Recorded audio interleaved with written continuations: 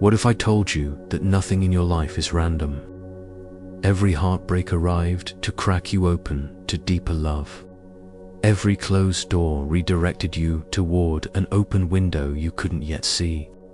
Every person who walked into your world came bearing exactly the lesson your soul needed to learn. Right now, wherever you are in this moment, maybe it's 3 o'clock in the morning and sleep feels impossible. Perhaps you're driving through transition, wondering if you'll ever feel stable again. Or sitting quietly somewhere, needing reassurance that life hasn't forgotten you. There's a reason you found these words today. If it feels right, pause for just a moment and acknowledge where you're listening from. Something beautiful happens when we realize we're scattered across this planet, living different stories, yet all drawn to the same ancient understanding that nothing happens by accident. Get comfortable now. Let your body settle into whatever supports it. Soften your shoulders. Release the tension you've been carrying. For the next 3 hours, allow yourself to be held by 2,500 years of Buddhist wisdom about why everything, absolutely everything, happens exactly as it should. The Buddha discovered something that changes everything. What we call coincidence is actually an intricate web of causes and conditions, perfectly orchestrated by an intelligence far greater than our individual minds can comprehend. Your struggles aren't punishments from an angry universe. Your joys aren't lucky accidents that might disappear at any moment. They're part of a magnificent pattern that has been guiding you toward awakening since the day you were born. Buddhism teaches that every moment contains a hidden gift, even the moments that feel like curses. Tonight, we're going to unwrap those gifts together, one ancient story at a time, one profound teaching after another, until you can finally see that your life, with all its unexpected turns and seeming chaos, has been unfolding with perfect precision all along. Right now, as you listen to these words, something is already shifting inside you. Can you feel it? That subtle relaxation that comes when you stop fighting reality and start trusting it. That quiet exhale that happens when you realize you don't have to figure everything out on your own. That gentle softening around your heart when you remember that you're not walking this path alone. The Buddha sat beneath a tree 2,500 years ago and watched the world with completely fresh eyes. He saw how a single seed contained the blueprint for an entire forest. He noticed how rivers always found their way to the ocean, no matter how many obstacles appeared in their path. He observed how the morning sun rose with such reliability that even after the darkest night, light always returned. And he understood something that transformed not just his own life, but the lives of millions who would come after him. Everything that exists is connected to everything else in an endless web of cause and effect. Nothing stands alone. Nothing happens in isolation. Every single thing that occurs in your life is the result of countless conditions coming together at precisely the right moment. This isn't just philosophy. This is the fundamental structure of reality itself. And when you truly understand this, when you feel it in your bones rather than just thinking about it in your mind, everything changes. The random universe you thought you were navigating reveals itself to be a perfectly choreographed dance. The chaos you've been drowning in transforms into a pattern so beautiful it takes your breath away. For the next 3 hours, I'm going to share 12 stories from Buddhist monasteries across the ancient world. Stories about monks who discovered this truth through their own journeys of struggle and awakening. Stories about ordinary people who learned to see the extraordinary purpose hidden within their pain. Stories that will help you recognize the hidden reasons behind everything that's ever happened to you. Each story contains a teaching that has guided seekers for centuries. Each reflection will show you how to apply these timeless truths to your immediate circumstances. Each insight will remind you of something you already know deep down but may have forgotten in the noise of daily life. You don't need to memorize anything. You don't need to take notes or try to remember every detail. Just listen. Just receive. Just allow these ancient truths to wash over you like warm water, dissolving the tension, softening the resistance, opening you to the possibility that everything, absolutely everything, has been happening for reasons you're finally ready to understand. The Buddha said, "When the student is ready, the teacher appears." You found this teaching today because you're ready. Ready to stop fighting with your life and start trusting it. Ready to stop demanding that reality conform to your expectations and start discovering that perfection that's been hidden within what is. Ready to stop seeing yourself as a victim of circumstances and start recognizing yourself as a conscious participant in the most meaningful journey any soul can take. So take one more deep breath with me now. And as you exhale, let go of the need to control, the need to understand, the need to figure everything out before you can relax. Trust that the same intelligence that beats your heart without your conscious effort and grows flowers from tiny seeds is also orchestrating the circumstances of your life with perfect precision. Everything happens for a reason, and you're about to discover what those reasons have been all along. Let's begin with our first story. In the mountains of ancient Tibet, where prayer flags flutter against impossibly blue skies and monasteries cling to cliffsides like eagles' nests, there lived a young monk named Dorje, who had spent 7 years preparing for a pilgrimage. This wasn't just any journey. It was a sacred trek to the cave of 1,000 Buddhas, a holy site where enlightened masters had meditated for centuries, leaving behind such powerful spiritual energy that even standing at its entrance was said to transform consciousness forever. Dorje had saved every small offering he received during those 7 years. He had studied the ancient maps passed down through generations of pilgrims. He had trained his body for the arduous mountain passes he would need to cross. He had memorized the prayers he would recite at each sacred landmark along the way. This pilgrimage had become the central purpose of his life, the goal that gave meaning to every day of practice and preparation. Finally, the day arrived. Dorje said goodbye to his teacher and his brother monks, shouldered his simple pack, and set out on the path that countless pilgrims had walked before him. His heart was light despite the weight on his back. His mind was clear despite the long journey. Ahead, he felt certain that this pilgrimage would finally give him the breakthrough he'd been seeking all these years. The first 3 days went exactly according to plan. Dorje walked steadily, covering the miles he'd calculated, reaching each landmark precisely when the ancient maps said he would. He slept under stars so bright they seemed close enough to touch. He drank from mountain streams so pure they tasted like liquid light. Everything was unfolding perfectly. On the 4th morning, Dorje reached the fork in the path that all his maps had described.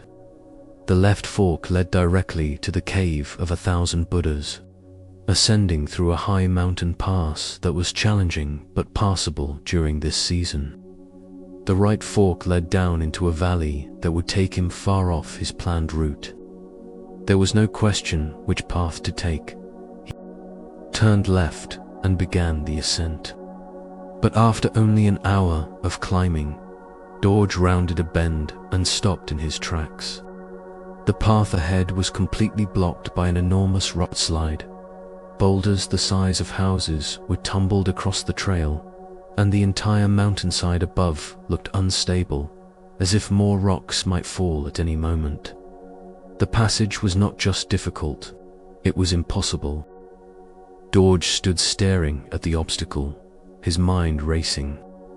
This couldn't be happening. He had prepared for 7 years. He had waited for the exact right season. The maps showed this route was always clear this time of year. How could his perfectly planned pilgrimage be blocked before it even really began? For a long time, he simply stood there, unwilling to accept what his eyes were showing him. He prayed. He searched for any possible way to climb over or around the rock slide. He even considered waiting to see if the path would somehow clear itself. But as the sun reached its peak and began its descent, Dorje finally had to face the truth.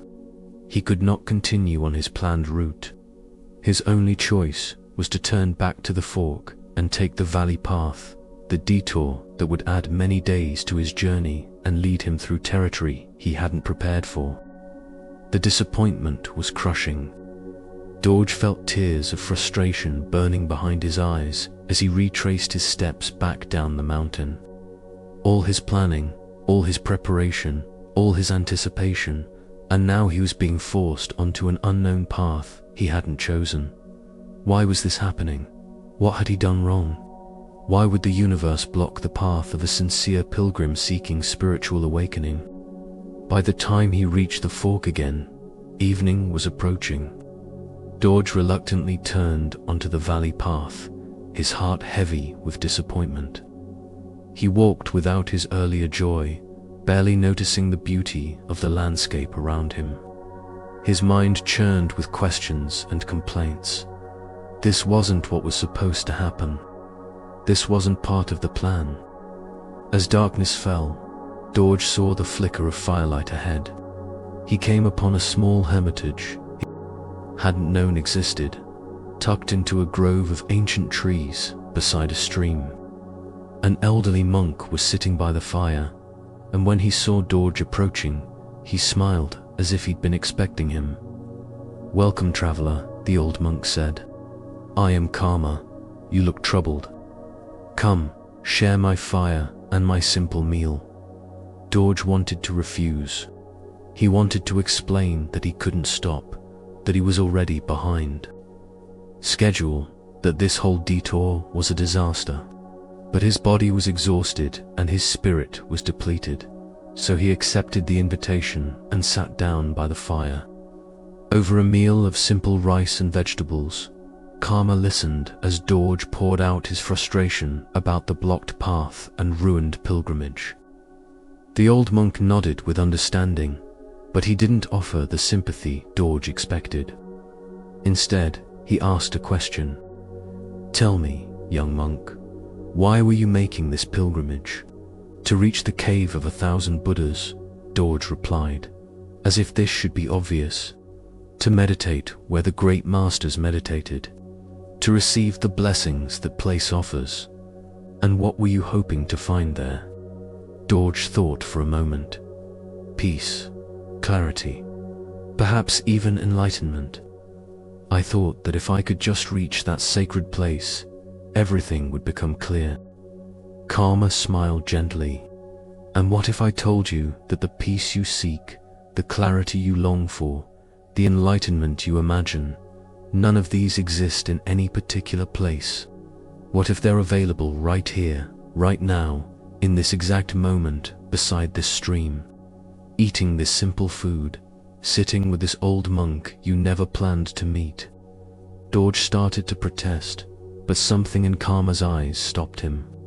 There was such depth there, such peace, such obvious wisdom that Dorje found himself falling silent and really listening for the first time since the rock slide had blocked his path. "The cave of 1,000 Buddhas is indeed a powerful place," Karma continued. "Many great beings have meditated there. But the power of that cave doesn't come from the rocks, or the altitude, or even from the prayers that have been offered there. The power comes from the quality of presence that meditators bring to their practice in that space. And that same quality of presence is available anywhere, anytime, to anyone who chooses to embody it." He paused to let this sink in, then continued. "I have lived in this hermitage for 43 years. In all that time, I have never made a pilgrimage to any sacred site. I have never traveled to meet famous teachers or collected teachings from prestigious monasteries. I have simply stayed here, tending this garden, sitting by this stream, watching the seasons change, and discovering that enlightenment doesn't require going anywhere at all. It only requires being completely where you are. Over the next 3 days, Dorje stayed with Karma, and something profound shifted in his understanding. The old hermit showed him how to find the sacred in the mundane, how to discover profound teachings in simple observations of nature, how to access deep wisdom without traveling a single step. Karma taught him to meditate with the sound of the stream as his guide, showing how its constant flow mirrored the nature of mind itself, always moving yet always returning to its source. He taught him to observe how the garden grew, how each plant had its own perfect timing, how trying to force growth only damaged the plant, how patience and proper tending created conditions where life naturally flourished. He showed Dorje how to practice mindfulness while performing the simplest tasks: washing dishes, sweeping paths, preparing food. Everything can be meditation, Karma explained. Everything can be a doorway to awakening. You don't need special circumstances or sacred locations. You just need to be fully present with whatever is actually here. On the morning of the 4th day, as Dorje prepared to continue his journey, he realized something that took his breath away. In these 3 unexpected days with this unknown hermit, he had learned more about the nature of mind and the path to awakening than he had in 7 years of formal study at his monastery. The detour he had resented, the blocked path he had fought against, the disappointment he had railed at, all of it had been necessary to bring him to exactly the teacher and teaching he needed most. The rock slide, Dorje said slowly, realization dawning in his voice. It wasn't blocking my path to awakening. It was redirecting me toward it. Karma smiled with such warmth that his whole face seemed to glow. Now you begin to understand. The universe is always guiding you toward your highest good, but rarely in the ways your mind expects or plans. What appears to be an obstacle is often an invitation. What feels like a wrong turn is frequently the most right turn you could possibly make. What seems like failure is often the beginning of your greatest success. Dorje bowed deeply to his unexpected teacher, tears of gratitude replacing his earlier tears of frustration. He did continue toward the cave of 1,000 Buddhas, and he did eventually reach that sacred site. But when he arrived, he discovered that the peace he found there was no greater than the peace he had discovered beside a simple stream with an old monk he had never planned to meet. Years later, when Dorje became a teacher himself, he would often tell his students about the rock slide that had blocked his path. That obstacle, he would say, was the greatest blessing of my entire pilgrimage, not because it made things easier, but because it forced me to surrender my plans and trust in a wisdom greater than my own limited understanding. The moment I stopped resisting the detour and started being present with where it led me, everything changed. I found what I was seeking, but not where I expected to find it. The Buddha taught, when the student is ready, the teacher appears, but he didn't say the teacher would appear where you expected, when you planned, or in the form you imagined. Sometimes the teacher appears as an old hermit you never intended to meet. Sometimes the lesson arrives through a blocked path that forces you onto a road you never chose. Sometimes the greatest blessing of your life disguises itself as the biggest disappointment. This is one of Buddhism's most profound and challenging teachings. Obstacles are not punishments, but redirections. When your carefully laid plans fall apart, when the path you're certain is right becomes impassable, When circumstances force you in a direction you never chose, these are not signs that something has gone wrong. They're invitations to trust in an intelligence greater than your own planning mind. Why do we resist this truth so fiercely?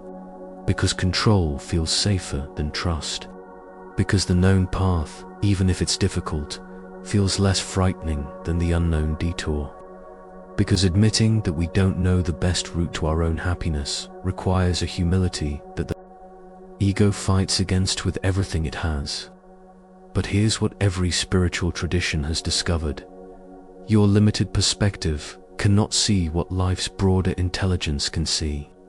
You're looking at your journey from ground level, seeing only what's immediately in front of you.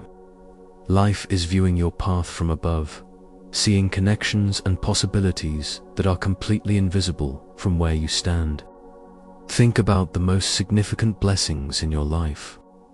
How many of them arrived through doors you never intended to walk through?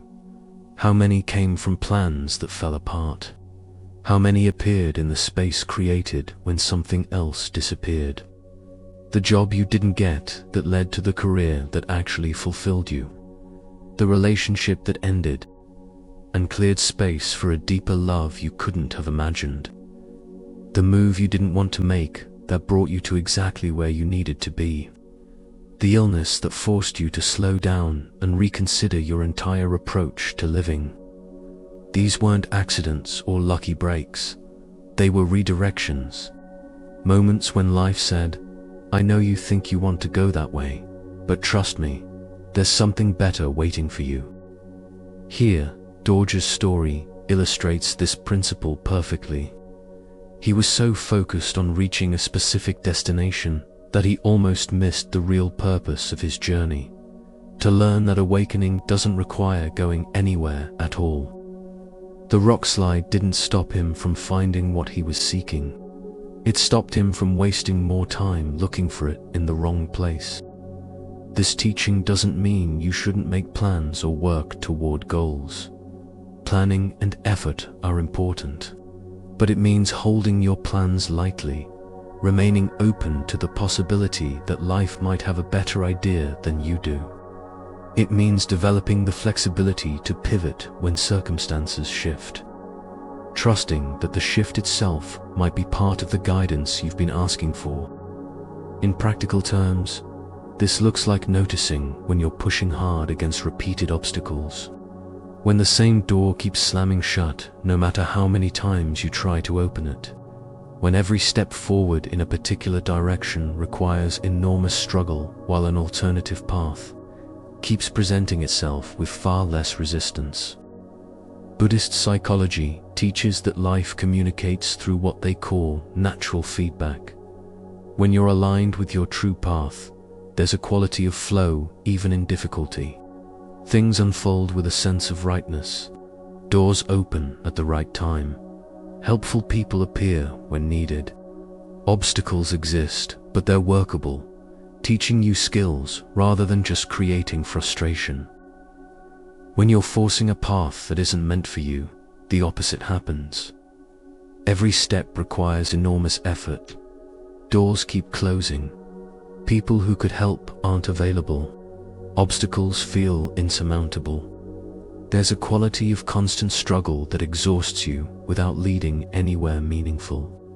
Learning to distinguish between these two types of challenge is crucial. Sometimes difficulty is part of your path, building strength and skill you'll need later. But sometimes difficulty is life's way of saying, wrong direction. Try this other path instead. The practice involves pausing when you hit major obstacles and asking, am I being called to push through this with greater effort? Or am I being redirected toward something I haven't yet considered? There's no simple formula, but when you quiet your mind and listen to your deeper wisdom, the answer often becomes clear. Dorje had to reach the point of complete acceptance before he could receive the teaching waiting for him. As long as he was resisting the detour, fighting against what had happened, clinging to his ruined plans, He was unavailable for the gift being offered. Only when he surrendered to where he actually was could he discover what was actually there. This is perhaps the most challenging aspect of working with life's redirections. They require letting go of what you thought was supposed to happen before you can see what wants to happen instead. They demand releasing your attachment to specific outcomes before the better outcome can reveal itself. Tonight, as you reflect on your own journey, consider what paths have been blocked in your life. What plans have fallen apart despite your best efforts? What detours have you been forced to take? And most importantly, what unexpected gifts appeared along those unplanned routes? Maybe you're standing at a blocked path right now. Maybe you're in the middle of a detour that makes no sense and feels all wrong. Maybe you're struggling with the disappointment of plans that didn't work out the way you intended. If so, remember George standing in front of that rock slide. Remember his frustration, his disappointment, his sense that something had gone terribly wrong. And remember what he discovered when he finally surrendered to the redirection, that the obstacle wasn't blocking him from his destination. It was guiding him toward it in a way he never could have planned. The Buddha said, "Everything that has a beginning has an ending. Make your peace with that, and all will be well. Your plans will change. Your paths will be blocked. Your expectations will be disappointed. This isn't a flaw in the system. This is the system working perfectly, constantly adjusting your course to align with your highest good. Trust the detours. Trust the closed doors. Trust the unexpected turns. Trust that life knows what it's doing, even when you don't. Trust that every redirection is carrying you toward exactly what you've been seeking, even if it's not where you thought you'd find it.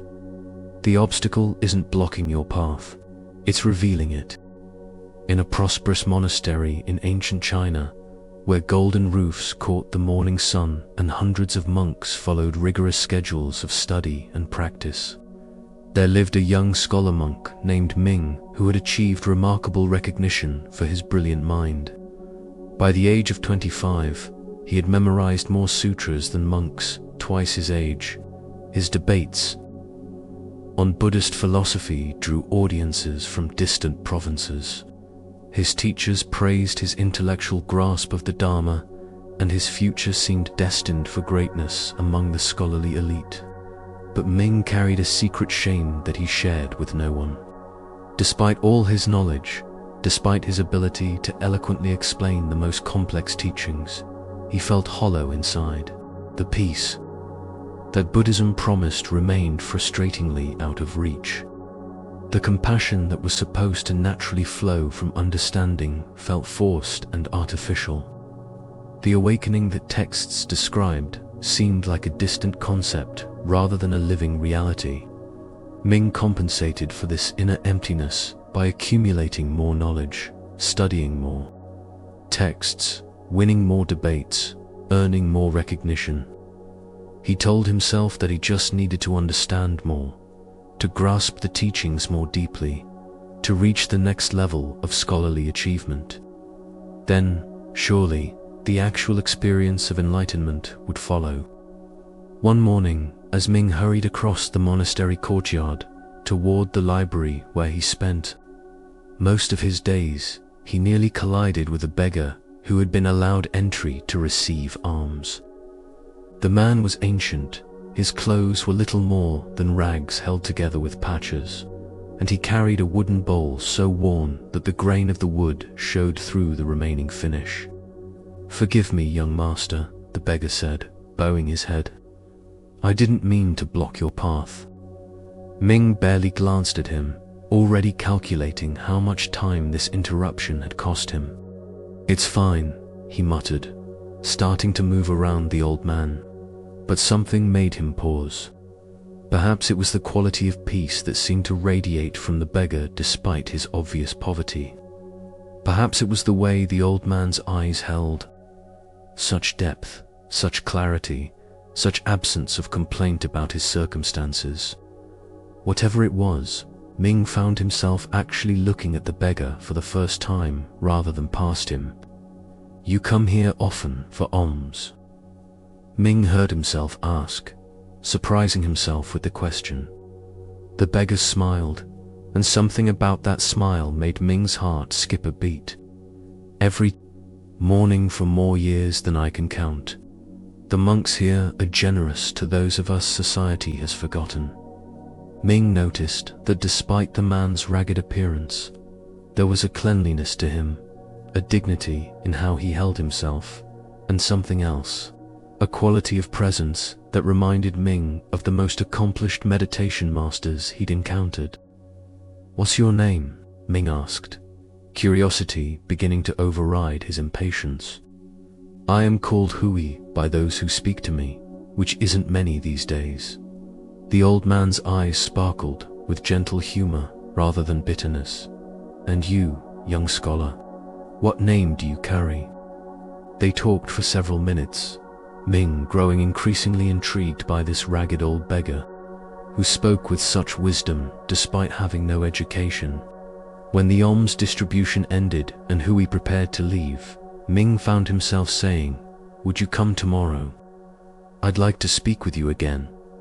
Hui's smile deepened. "I come every morning, young master. I've been here all along. You're the one who just arrived." Over the following weeks, Ming began spending time with Hui each morning. At first, he told himself he was just being compassionate, offering his time to someone society had discarded. But gradually he realized that he was the one receiving, not giving. In their conversations, Hui demonstrated an understanding of Buddhist teachings that surpassed anything Ming had encountered in scholarly debates, but whose wisdom wasn't intellectual. It was lived, embodied, breathed into every word and gesture. When he spoke about impermanence, he didn't quote texts.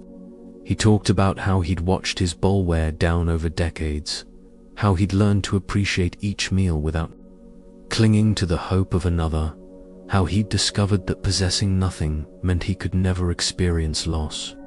When Ming asked about meditation, Hui didn't describe techniques he'd read about. He shared how sitting beside the monastery wall in all weather had taught him that the mind, like the sky, remains essentially unchanged whether clouds pass through or sunshine fills it completely. One morning, Ming arrived to find Hui looking more tired than usual, his breathing labored. "Are you ill?" Ming asked with genuine concern. "This body is wearing out, like everything else," Hui replied with the same peaceful acceptance. He brought to everything. It served well, but nothing lasts forever. This too is Dharma. Ming felt a surge of panic that surprised him with its intensity. In these weeks, this old beggar had become something he'd never expected, his true teacher. "But you can't. I mean, shouldn't you see a physician? Let me arrange for..." Hui raised a gentle hand to stop him. "Death isn't something to fear or fight, young friend. It's just another experience to meet with awareness and acceptance. Tell me, with all your learning, do you understand this, or do you just know about it?" The question struck Ming like a physical blow. He understood exactly what Hui was asking. Ming knew countless things about Buddhism. He could recite and explain and debate and analyze. But did he actually understand? Had any of his knowledge transformed into lived wisdom? Double quotes. Ming found himself unable to answer, tears suddenly blurring his vision. "I don't know. I thought I understood.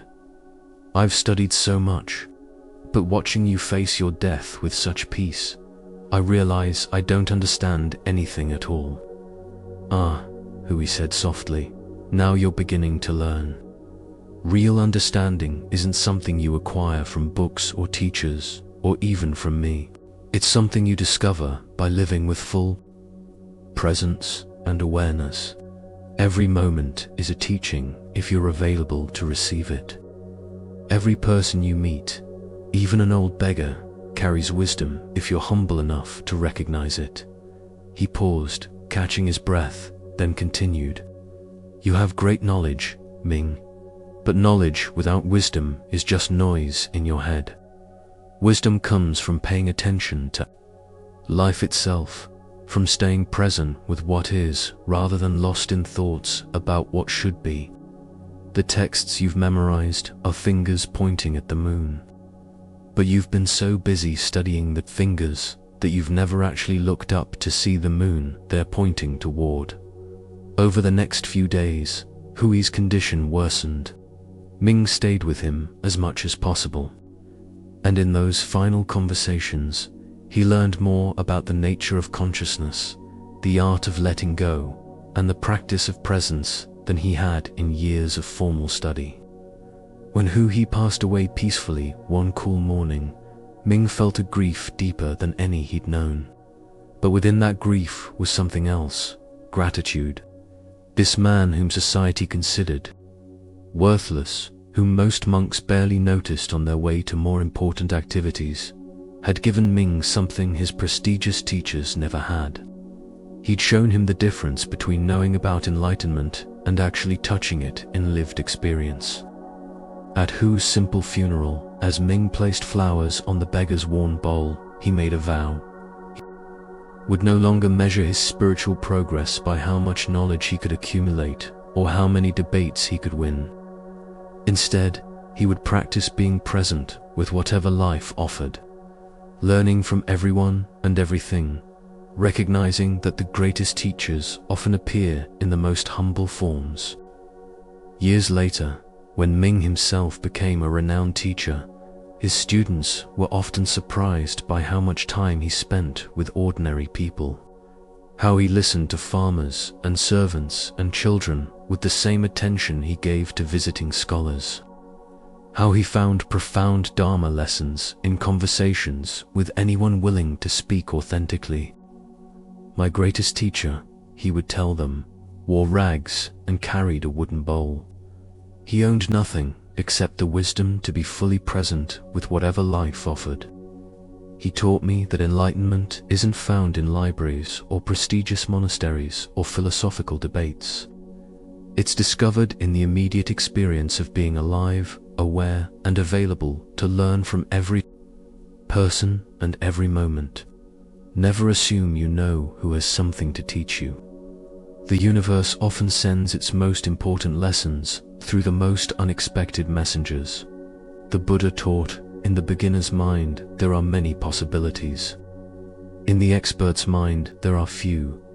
Ming's story illustrates this teaching perfectly. His expertise in Buddhist philosophy had actually closed him off from genuine learning because he'd decided he already knew what wisdom looked like. It would come from respected teachers, advanced texts, sophisticated practices. It certainly wouldn't come from a ragged old beggar whom most people barely noticed. This is one of the most humbling truths about spiritual development. The teacher you need most will often appear in a form that challenges your assumptions about wisdom, authority, and worth. Life has a way of sending crucial lessons through unexpected messengers specifically because unexpected messengers require you to develop qualities like humility, openness, and the ability to recognize truth regardless of its packaging. Why does this pattern repeat so consistently across spiritual traditions? Because the ego loves to gatekeep wisdom. It wants to control who counts as a legitimate teacher, what qualifies as real knowledge, which experiences are spiritually significant, and which are merely mundane. But the ego's categories are inevitably limited by its own biases, blind spots, and need for status and control. When wisdom arrives through a beggar, a child, an animal, a difficult person, or a painful experience, the ego is forced to acknowledge that it doesn't control the flow of learning, that reality itself is the teacher, and reality speaks through every form, every encounter, every moment. Think about the most important lessons you've learned in your life. How many came from the sources you expected? How many arrived through prestigious teachers, formal education, or planned learning experiences? And how many came through unexpected encounters, painful losses, surprising conversations with strangers, or observations of nature? In Buddhist monasteries, there's a practice called seeing Buddha in all beings. This doesn't mean believing that everyone is enlightened or that all teachings are equally valid. It means maintaining the awareness that every person you encounter has the potential to teach you something important if you're available to receive it. It means approaching each interaction with curiosity rather than assumption, with openness rather than judgment. The homeless person on the street corner might teach you about resilience and dignity in the face of hardship. The child throwing a tantrum might demonstrate the emotional honesty you've learned to suppress. The co-worker who irritates you might be showing you something about your own need for control or perfection. The tree in your yard might reveal truths about growth, seasons, and trust that no book could communicate as clearly. But these teachings only reach you if you're practicing what Buddhism calls beginner's mind, or don't know mind. This is the quality of consciousness that remains curious and available. Instead of arriving at every situation with pre-existing conclusions about what matters and what doesn't. Ming had expert's mind. He knew so much about Buddhism that he'd stopped actually learning. His knowledge had become a barrier rather than a bridge because he used it to confirm what he already believed, rather than to discover what he didn't yet understand. Hui, despite having no formal education, embodied beginner's mind. He approached each day with fresh curiosity, finding Dharma lessons in worn bowls and changing weather and the kindness of monks. This teaching has immediate practical application in your daily life. Notice how often you move through interactions on autopilot, barely present because you've decided you already know this person, this situation, this experience. Your partner says something and you think you know what they mean before they finish their sentence. Your child asks a question and you give a rote answer without really listening to what they're asking. A stranger approaches and you've categorized them before they speak a word.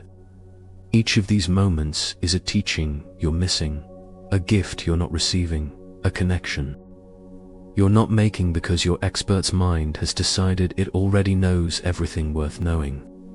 The practice involves catching yourself in these moments of assumption and gently returning to curiosity.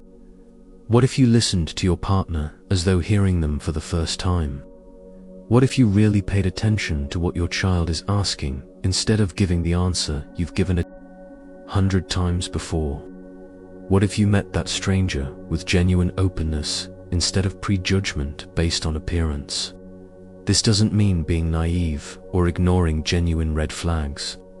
Wisdom includes appropriate discernment, but it means recognizing the difference between wise discernment and habitual judgment, between learning from experience and being trapped by assumptions. Hu's greatest gift to Ming wasn't the specific teachings he shared in their conversations. It was the demonstration that wisdom doesn't correlate with status, wealth, education, or any external marker of authority. That the universe places teachings everywhere and simply waits for you to develop the humility and awareness to receive them. When Ming made his vow to remain available to learning from everyone and everything, he wasn't just becoming a better person. He was aligning himself with reality as it actually is, rather than as the ego wishes it to be. He was opening himself to the full curriculum that life offers, rather than limiting himself to the lessons that matched his preconceptions. Right now, there are teachers all around you. Some are obvious, books you're drawn to, people you admire, experiences that clearly contain lessons, but others are hidden in plain sight, waiting for you to develop the eyes to see them. The difficult person who triggers your reactivity is teaching you about your own unhealed wounds and reactive patterns. The delay that frustrates you is teaching you about patience and the illusion of control. The loss that breaks your heart is teaching you about impermanence and the nature of attachment. Even more subtly, the person society dismisses might be your most important teacher, precisely because society's dismissal reveals your own unconscious biases. The situation you consider mundane might contain the exact insight you need if you bring full presence to it rather than sleepwalking through. The teaching you've heard 1,000 times might suddenly reveal a deeper meaning when you listen with fresh ears. The Buddha said, when the student is ready, the teacher appears. But perhaps more accurately, teachers are constantly appearing. The question is whether you're ready to recognize them, especially when they arrive in forms that challenge your assumptions about what wisdom looks like. Tonight, as you move through your remaining hours before sleep, practice seeing every person as a potential teacher, not in a way that makes you anxious or hypervigilant, but in a way that keeps your heart soft and your awareness open. Notice what you might learn from the next person you interact with, even if it's just the checkout clerk or your own reflection in the mirror. Remember Hui, the ragged old beggar whom everyone walked past on their way to more important activities. Remember that he carried wisdom that transformed a brilliant scholar's entire understanding of what Buddhism actually means. Your most important teacher might be waiting for you in the least expected form. Stay curious, stay humble, stay available. Everyone who enters your life comes bearing a gift, even if that gift is wrapped in rags and carried in a worn wooden bowl. The universe doesn't care about your categories or your expectations. It sends its teachings through whatever messenger will most effectively wake you up to what you need to learn. Sometimes that messenger is a respected master, and sometimes it's an old beggar that everyone else walks right past. In a remote monastery in the mountains of Nepal, where winter snows could isolate the community for months at a time, there lived a monk named Tenzin who had been separated from his family for 15 years. He had left home at 17 to pursue the spiritual path. And though his heart sometimes ached with longing for his mother, father, and younger sister, he trusted that his dedication to awakening served them in ways that physical presence never could. Communication with the outside world was difficult in that isolated place. Letters arrived irregularly, sometimes in batches after months of silence, carried by traders and pilgrims who made the treacherous journey only when weather permitted. Tenzin had learned not to expect regular news from home, but each time a messenger arrived at the monastery gates, his heart would lift with hope that perhaps this time there would be word from his family. One autumn morning, the head monk summoned Tenzin to his quarters. "A letter has arrived for you," he said, his face grave. "It's dated many months ago.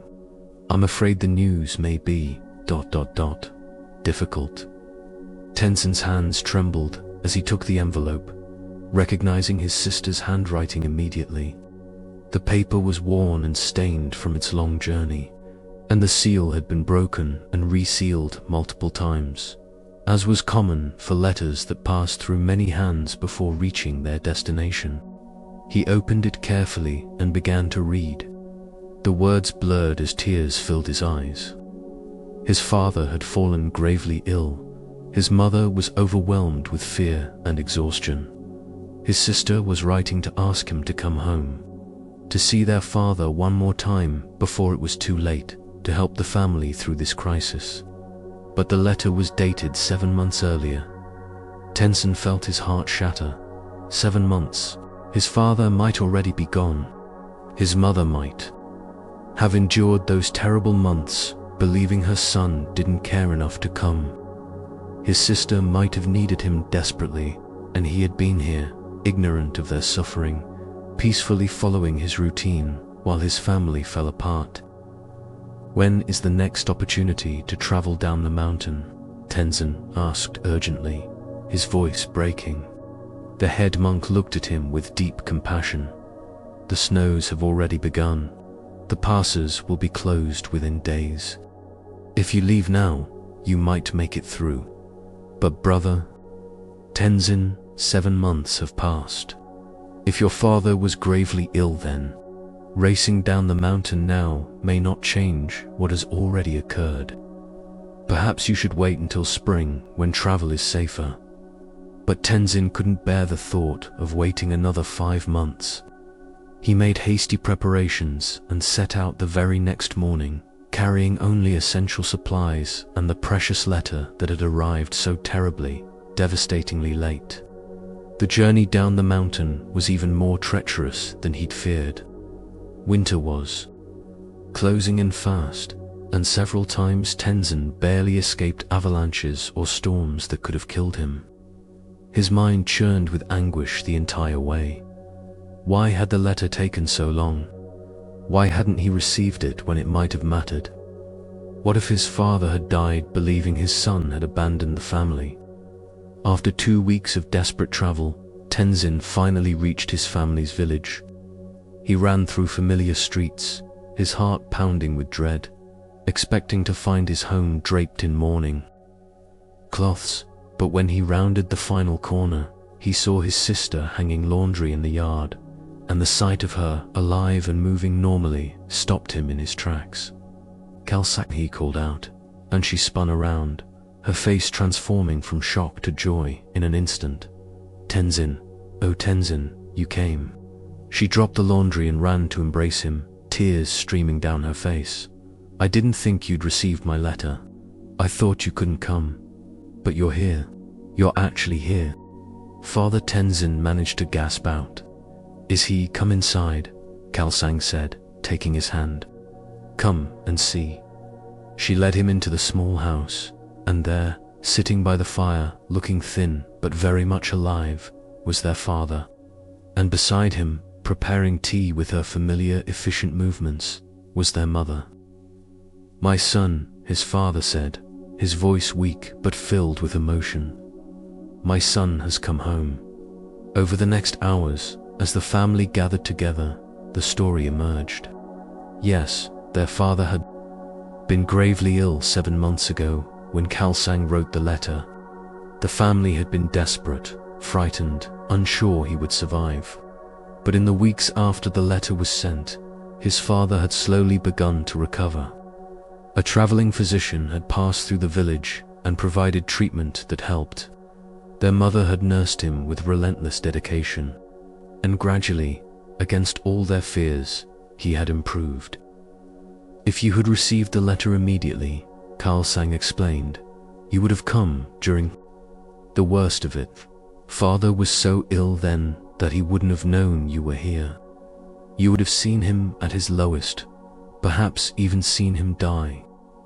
Mother and I were barely holding ourselves together. We had no emotional capacity to receive you properly or even appreciate your presence."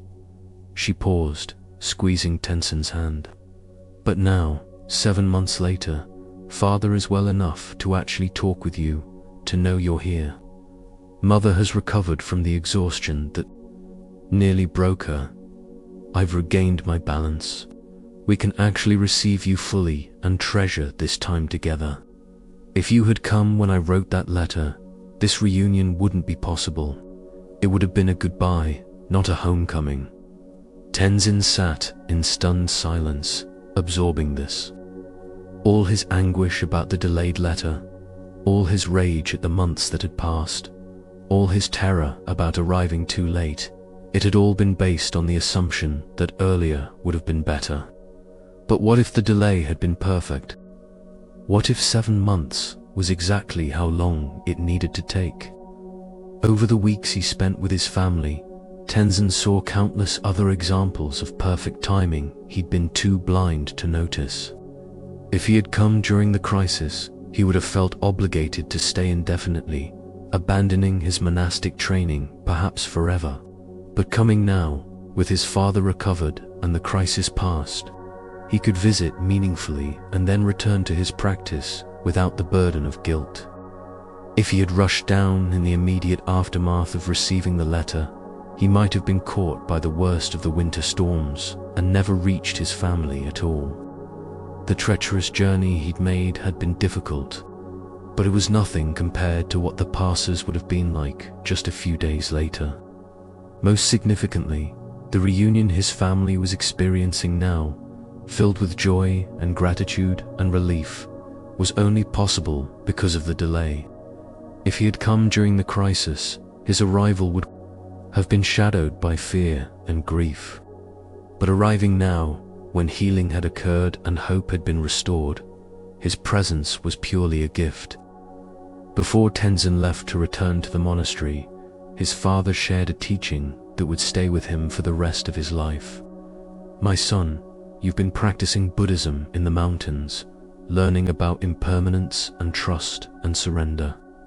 But sometimes life itself teaches these lessons more powerfully than any master could." That letter arrived exactly when it needed to arrive, not when we wanted it to, but when the universe knew it should. Everything happens in its own perfect timing, even when that timing breaks our hearts with waiting. On the long journey back up the mountain, Tenzin reflected deeply on what had occurred. He had raged against the delay, suffered terribly from the apparent lateness of the message, nearly killed himself rushing to respond to news that was months old. But the delay hadn't been a mistake or a tragedy. It had been an essential part of a pattern he couldn't see from his limited perspective. When he returned to his monastery and told his story to the head monk, the old teacher smiled with understanding. "This is why we practice patience and trust, Brother Tenzin. Not because we're supposed to be passive or indifferent, but because we're learning to recognize that there's an intelligence orchestrating events that our minds cannot comprehend.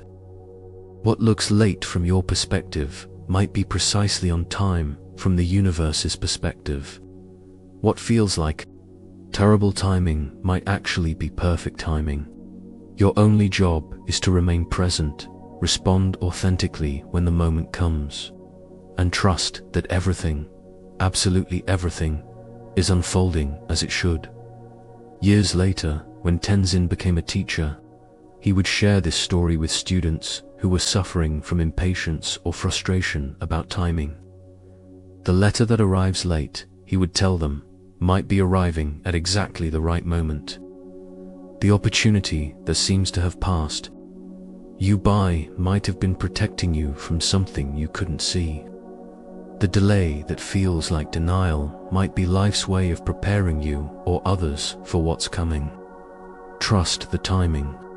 Trust that when something is meant for you, it cannot miss you. And when something feels late, consider the possibility that it's actually early for a better version of the story you couldn't have imagined. The Buddha taught, there are only two mistakes one can make along the road to truth: not going all the way and not starting. But he never said you had to arrive on your own schedule.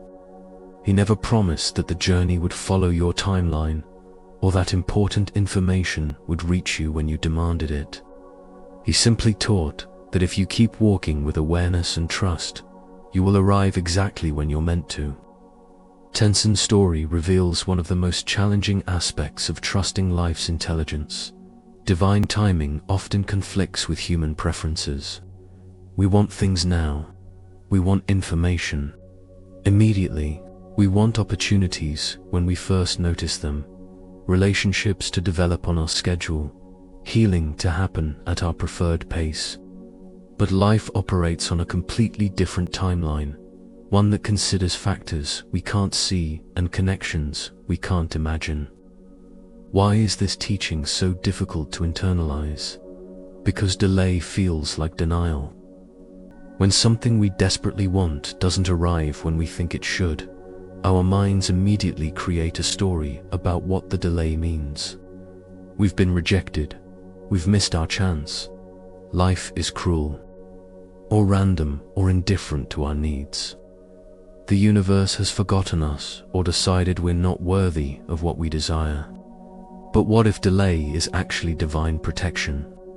What if the timing that feels wrong from your limited perspective is actually perfect from a view that includes all variables, all people involved, all consequences rippling forward?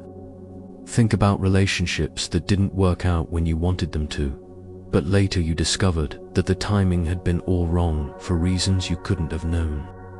Jobs you didn't get that seemed like devastating rejections, but that rejection freed you for an opportunity that better matched your gifts and purpose. Moves or changes that got delayed frustratingly, but that delay meant you were ready in ways you wouldn't have been earlier. In Buddhist understanding, everything is interconnected in a web of causes and conditions so complex that individual minds cannot possibly track all the threads. Your perfect timing intersects with other people's perfect timing, with natural cycles, with preparations that must occur before certain outcomes become possible.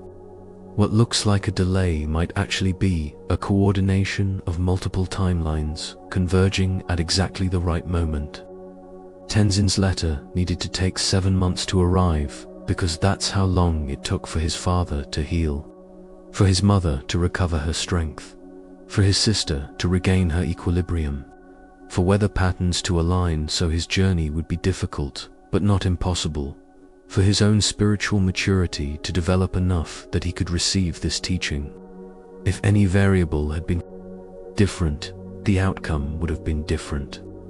This doesn't mean that all delays have happy endings or that difficult timing always makes sense later. Some losses are permanent. Some opportunities genuinely do pass. Some timing creates real hardship. Buddhism isn't teaching toxic positivity that pretends everything works out perfectly. What Buddhism is teaching is trust without attachment to specific outcomes.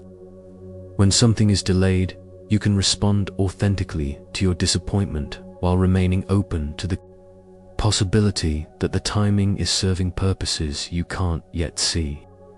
You can grieve what seems lost while staying available for what wants to emerge. You can honor your preferences while surrendering to reality's preferences. The practice involves noticing when you're creating suffering through resistance to timing. When you're so focused on when you think something should happen that you're completely unavailable for what is happening. When your story about lateness is blinding you to the gifts of right now.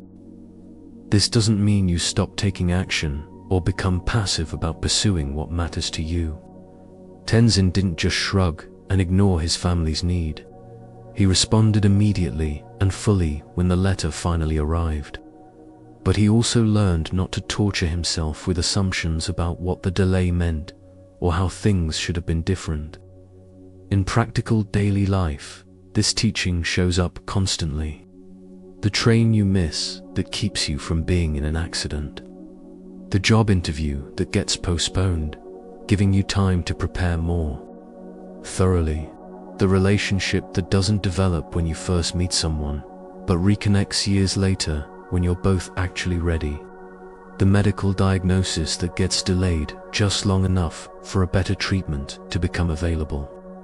These examples aren't mystical magic. They're the natural result of complex systems with countless variables all interacting. What we call divine timing is simply life's intelligence coordinating all these variables in ways our planning minds cannot match. Buddhist teachers often use the metaphor of a master weaver creating a tapestry. From the back of the tapestry, where we're looking at tangled threads and knots and apparent chaos, the pattern makes no sense. Colors clash, threads seem random, knots look like mistakes.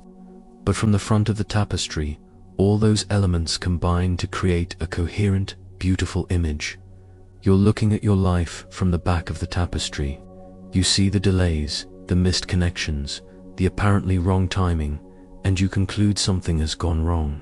But life is weaving from the front, creating patterns you cannot see from your position. coordinating timing in ways that will only make sense much later, if ever. The practice isn't about understanding why timing works as it does. It's about trusting that there's an intelligence at work that exceeds your own. Even when, especially when, that intelligence delivers things on a schedule that conflicts with your preferences. Tonight, as you reflect on your own journey, consider, what are you currently angry about in terms of timing? What feels delayed or late, or like you've missed your chance? What if that delay is actually protection, preparation, or perfect coordination of variables you cannot see? Remember Tenzin racing down the mountain in anguish, certain that the delay had destroyed everything that mattered. Remember how wrong he was, how perfectly timed everything actually had been, how the delay had created a reunion that wouldn't have been possible without those 7 months. The letter that feels late might be arriving at exactly the right moment. The opportunity that seems to have passed might be waiting for you to be truly ready. The delay that's breaking your heart might be saving you from heartbreak you cannot yet imagine. Trust the timing, even when it hurts, even when it makes no sense, even when every fiber of your being wants to rage against the weight.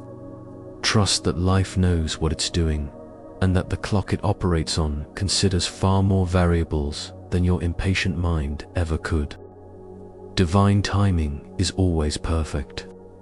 It just rarely matches human timing. And that's exactly as it should be. In the ancient city of Kyoto, where Buddhist temples stood alongside workshops for traditional crafts, there lived a young monk named Kenji, who had discovered an unexpected passion. Beyond his meditation practice and sutra study, Kenji had become fascinated by the art of pottery, spending his free hours in the monastery's clay workshop learning to throw bowls and vessels on the potter's wheel. This wasn't a casual hobby for Kenji. He approached pottery with the same dedication he brought to his spiritual practice, understanding that the patience, presence, and acceptance required at the wheel were themselves forms of meditation.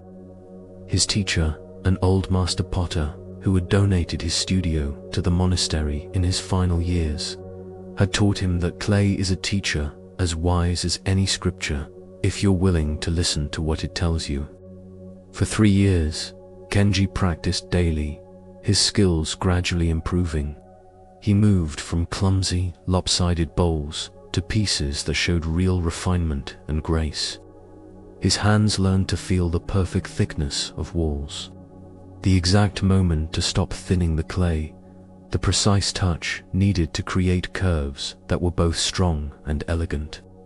In the 4th year of his practice, Kenji decided to create his masterpiece.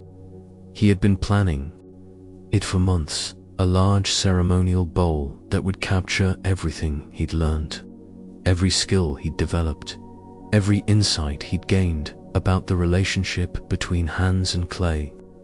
This bowl would be his offering to the monastery, his demonstration that the countless hours of practice had borne fruit. He chose the finest clay, wedged it for hours to remove every air bubble, centered it perfectly on the wheel. For 3 days, he worked on the bowl during every free moment, building the walls with patient precision, shaping the rim with exquisite care, smoothing the surface until it felt like silk under his fingers. When the throwing was complete, Kenji stepped back to examine his work and felt tears of joy prick his eyes. It was perfect, better than anything he'd ever created. The proportions were harmonious, the walls showed masterful control, the shape embodied both strength and grace. Even his teacher, who rarely offered praise, had nodded with approval when he saw it. "Now comes the most dangerous part," the old master said. "Drying, firing, glazing. Many perfect pieces have been lost in the kiln. The heat reveals flaws invisible to the eye. Clay can crack, warp, or shatter even after everything seems complete. Don't attach to the outcome, until the bowl has survived all its trials. But Kenji barely heard this warning. Too intoxicated by his creation's beauty, he carefully moved the bowl to the drying shelf, checking on it multiple times each day as the clay slowly released its moisture. When it reached the right stage, he applied a glaze he'd been saving for months, a special mixture that would create a deep blue finish like a mountain lake. Finally, the day came to load the kiln.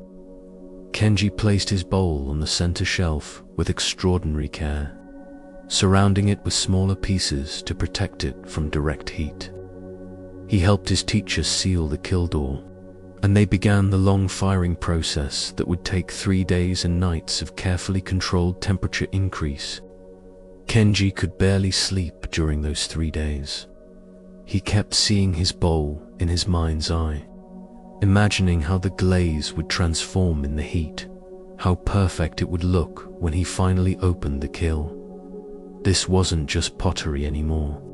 This bowl had become a symbol of everything he'd worked toward, proof of his skill, validation of the time he'd invested. On the morning they were scheduled to open the kiln, Kenji arrived before dawn, too excited to wait any longer. His teacher found him sitting outside the still warm kiln, practically vibrating with anticipation. "Remember," the old master said gently, "attachment to outcomes creates suffering. Whatever we find inside, it is what it is." But Kenji nodded impatiently, barely listening. Of course, the bowl would be fine. He'd done everything right, taken every precaution, followed every step perfectly. There was no reason for anything to go wrong. They opened the kiln door carefully, waiting for the temperature to drop enough to safely reach inside. When Kenji finally saw his shelf, his heart sank like a stone. Something had gone wrong during the firing. A shelf above his had collapsed, and pieces of broken pottery had fallen directly onto his bowl. With trembling hands, Kenji removed the debris and lifted his masterpiece. It had survived, but barely. A jagged crack ran completely across one side, rendering the bowl useless for holding water. The glaze had pooled strangely where the falling pottery had struck it, creating an ugly dark blotch that marred the perfect blue he'd envisioned. Kenji felt something break inside his chest. 3 years of practice, months of planning, days of meticulous work, all destroyed by random chance. His perfect bowl was ruined. His masterpiece was garbage. All that time, all that care, all that hope, for nothing. He carried the broken bowl out of the workshop and sat heavily on a bench, staring at the crack and the ruined glaze, feeling tears he couldn't stop streaming down his face. This wasn't just about a bowl. It felt like proof that beauty was fragile, that effort didn't guarantee outcomes, that the universe didn't care how hard you tried or how much something mattered to you. His teacher found him there an hour later, still cradling the damaged bowl. The old man sat beside him in silence for a long time before speaking. "Tell me what you see when you look at this bowl." "I see failure," Kenji said bitterly. "I see imperfection. I see something that was supposed to be beautiful but is now broken." "Look again," his teacher said quietly. "Look with different eyes. What else is there to see?" Kenji asked, frustration sharp in his voice. "Look at the crack. Really look at it. Notice how it runs across the surface like a river across a landscape. See how the dark pool of glaze beside it looks like a deep pond reflecting storm clouds. See how the imperfections have created something unique, something that no perfectly executed bowl could ever be." Kenji looked, not wanting to see what his teacher was pointing to, but unable to resist. And slowly, reluctantly, he began to notice. The crack wasn't just damage. It had created a dramatic line that divided the bowl into distinct sections, giving it visual tension and interest. The pooled glaze created depth and contrast against the smooth blue surrounding it. The imperfections had transformed a technically perfect but somewhat ordinary bowl into something that commanded attention, that told a story, that had character and soul. In Japan, his teacher continued, there is an art called kintsugi. When precious pottery breaks, masters repair it using lacquer mixed with gold powder. They don't hide the cracks, they highlight them, making them beautiful. The repaired piece is considered more valuable than the original because it has survived something, because it bears witness to imperfection and resilience, because it demonstrates that breaking and healing can create greater beauty than unbroken perfection ever possessed. He paused, letting this sink in. Your bowl has been given a chance to become a kintsugi piece, if you're willing to see its breaking not as an ending, but as a transformation. The perfect bowl you imagined would have been beautiful but unremarkable, just another skillfully made vessel. But this bowl, if you repair it with gold, will be unique. The crack will tell a story about how beauty emerges from brokenness. The damaged glaze will prove that imperfection can create interest that perfection cannot.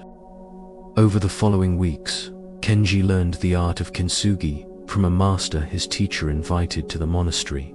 He carefully mixed urushi lacquer with fine gold powder and used it to seal the crack in his bowl. As the golden seam took shape, something shifted in Kenji's heart. The bowl was indeed more beautiful than it would have been perfect. The golden line created a focal point that drew the eye and held it. The story of its breaking and repair gave it depth that mere technical skill never could. When it was complete, Kenji placed the bowl in the monastery's main hall where everyone could see it. Visitors would stop and stare at the golden crack running across its surface, asking about the story behind such an unusual piece. And Kenji would share what he'd learned, that breaking isn't the end of beauty, but often the beginning of a deeper, more authentic beauty. That imperfection can create interest and meaning that perfection cannot. That what we think is ruined might simply be being transformed into something we couldn't have imagined or created intentionally. Years later, long after the perfectly made bowls of that era had been forgotten or broken and discarded, Kenji's kintsugi bowl remained in the monastery, teaching generation after generation of monks about the profound truth that sometimes things must break so they can become what they were always meant to be. The Buddha taught, all conditioned things are impermanent. When one sees this with wisdom, one turns away from suffering. But perhaps the deeper teaching is this: when conditioned things break, as they inevitably must, wisdom sees the breaking not as tragedy, but as transformation. What appears to be an ending might actually be a beginning of something more beautiful than what existed before. Kenji's story illustrates one of Buddhism's most profound yet challenging insights. Our attachment to perfection creates more suffering than imperfection itself ever could. When we demand that everything go according to plan, that nothing we create or love ever break or change or disappoint us, we set ourselves up for constant heartbreak because we're demanding the impossible. Everything breaks eventually. Everything fails to meet our ideal. Everything disappoints our expectations in some way. But what if the breaking is where the real beauty begins? What if cracks are opportunities rather than failures? What if what seems ruined is actually being remade into something more authentic, more meaningful, more genuinely beautiful than the perfect version we imagined? The Japanese art of kintsugi provides a perfect metaphor for how consciousness can work with brokenness. In kintsugi, the artist doesn't try to hide the damage or pretend it never happened. Instead, they highlight it with precious metals, making the history of breaking an essential part of the piece's beauty. The golden seams declare, yes, this broke. Yes, it was damaged. And from that damage emerged something more interesting, more valuable, more meaningful than unbroken perfection could ever be. This principle applies to every aspect of human experience. Relationships that break, and, if both people do the inner work, come back together with deeper understanding and stronger foundation than the original connection.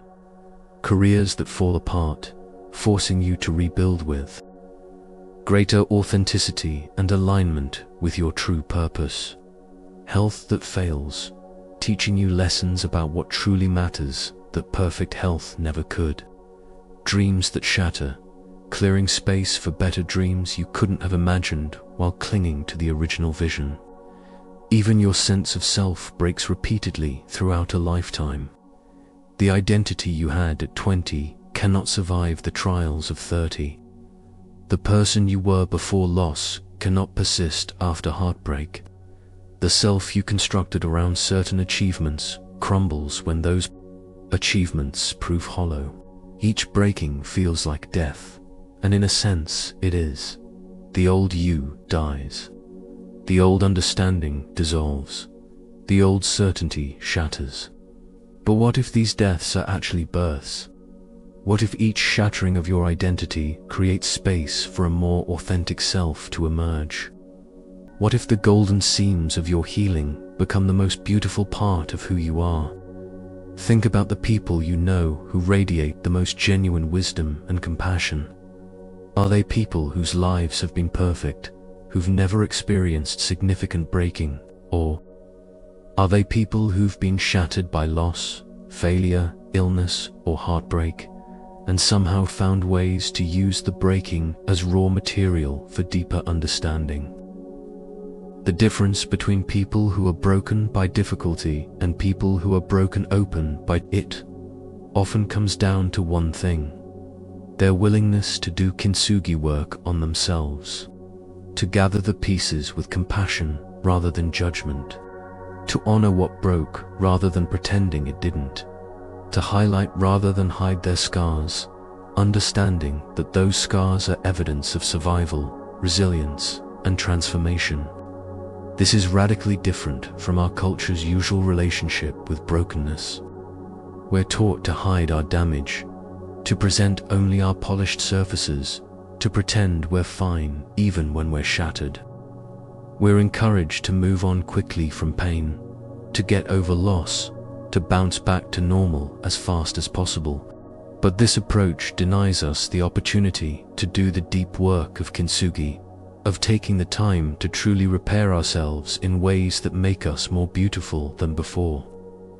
Buddhist psychology understands that healing isn't about returning to how you were before the breaking. It's about integrating the breaking into a new wholeness that includes both the original form and the history of its transformation. The golden seams aren't separate from the bowl.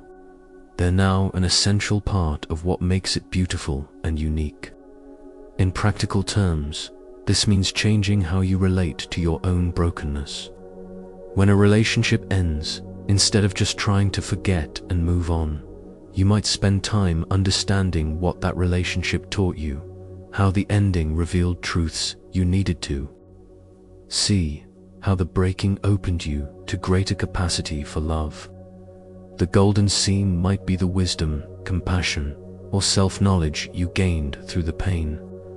When a career dream shatters, instead of simply grieving the loss and scrambling for the next thing, you might explore what the shattering revealed about your deeper values, your authentic gifts, your true priorities. The golden seam might be the courage to pursue work that actually aligns with your soul instead of just your resume.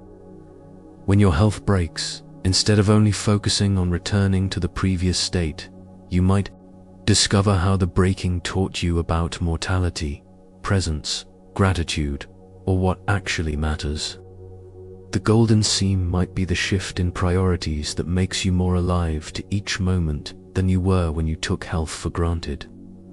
This doesn't mean that breaking is good or that you should seek out pain and difficulty. Suffering isn't noble in itself. But when breaking happens, as it inevitably does to everything and everyone, You have a choice about how to work with it. You can spend all your energy trying to hide the cracks and pretend you were never damaged. Or you can do kintsugi work, highlighting the cracks with gold, making your history of breaking and healing an essential part of your beauty. Kenji's perfect bowl would have been lovely but forgettable. His kintsugi bowl, with its golden seam running dramatically across the surface, became unforgettable. It taught more about life, resilience, and beauty than any perfect bowl could have. The breaking that seemed like tragedy became the source of its unique value and meaning. Right now, you probably have cracks that you're trying to hide, damage you're pretending didn't happen, broken places you're desperately attempting to conceal behind a facade of having it all together. What if you stopped hiding and started highlighting? What if you gathered your pieces with compassion and repaired yourself with gold? What if you let your scars become the most beautiful thing about you? The Buddha taught that everything breaks, everything changes, everything fails to remain permanently perfect. This isn't a flaw in reality. This is reality revealing its deepest nature. Nothing is fixed, everything is process, and breaking is often how consciousness discovers its capacity for transformation. Your broken places aren't evidence of failure. They are evidence that you've lived, risked, loved, tried, and survived. Those golden seams running through your being aren't flaws to hide. They're the most authentic, beautiful, meaningful parts of who you've become. What appears broken is being remade into something stronger, more beautiful, more authentic than unbroken perfection could ever be. Trust the breaking, honor the cracks, and when you're ready, fill them with gold. In a monastery in the mountains of Bhutan, where the air was so clear you could see forever and the silence so deep you could hear your own heartbeat, there lived a monk named Sonam, who had been praying for the same thing every day for 7 years. His prayer was simple, sincere, and seemingly reasonable. He asked for the capacity to serve others more effectively, to become a teacher who could guide seekers toward awakening, to be given a position of influence where his understanding of Dharma could benefit many people. Sonam wasn't motivated by ego or desire for status. He genuinely wanted to help others. He had watched his teachers transform lives through their wisdom and compassion, and he longed to do the same. He studied diligently, practiced meditation intensely, memorized teachings thoroughly, and developed teaching skills carefully. He prepared himself in every way possible for the role he was certain he was meant to play. But year after year, nothing happened. Younger monks were selected for teaching positions, while Sonam was assigned to the kitchen. Less experienced practitioners were sent to other monasteries to share Dharma, while Sonam remained in his home monastery, chopping vegetables and washing dishes. Students sought guidance from others, while Sonam's insights went unheard except by the pots and pans he cleaned each day. He tried to practice acceptance, reminding himself that all work is sacred when done with proper awareness. He tried to find meaning in the kitchen work, understanding that serving food was its own form of teaching. But deep in his heart, frustration burned like a constant low flame. Why wouldn't the universe answer his prayer? Why was he being kept from the work he was so clearly prepared to do? On the 7th anniversary of beginning his daily prayer, Sonam was in the kitchen preparing breakfast for the monastery when a young monk burst through the door, his face pale with shock. "Brother Sonam, come quickly. Master Chadan has collapsed. He's asking for you." Sonam's heart lurched. Master Chadan was the monastery's most senior teacher, the man who had first ordained Sonam as a monk 15 years earlier. A being of such profound wisdom and compassion that students traveled from across the country to receive his teachings. Sonam dropped the ladle he'd been holding and ran. He found Master Chadden in his simple quarters, lying on his bed, his breathing shallow and his skin grey. But when he saw Sonam, his eyes brightened with recognition and something that looked like relief. "Sonam," the old master whispered, "finally, I've been waiting for you." Over the next 3 days, as Master Chodden's condition slowly deteriorated, Sonam barely left his side. And during those days, something extraordinary happened. The dying master began to share teachings with Sonam that he'd never offered publicly. Insights so profound they seemed to pierce straight through to the nature of reality itself. But more than the words, what struck Sonam was how natural it felt to be receiving these teachings in this setting. There was no performance, no audience, no pressure to understand or remember perfectly. It was just two beings, one preparing to leave this life and one learning how to truly live, sharing the most intimate transmission of wisdom possible.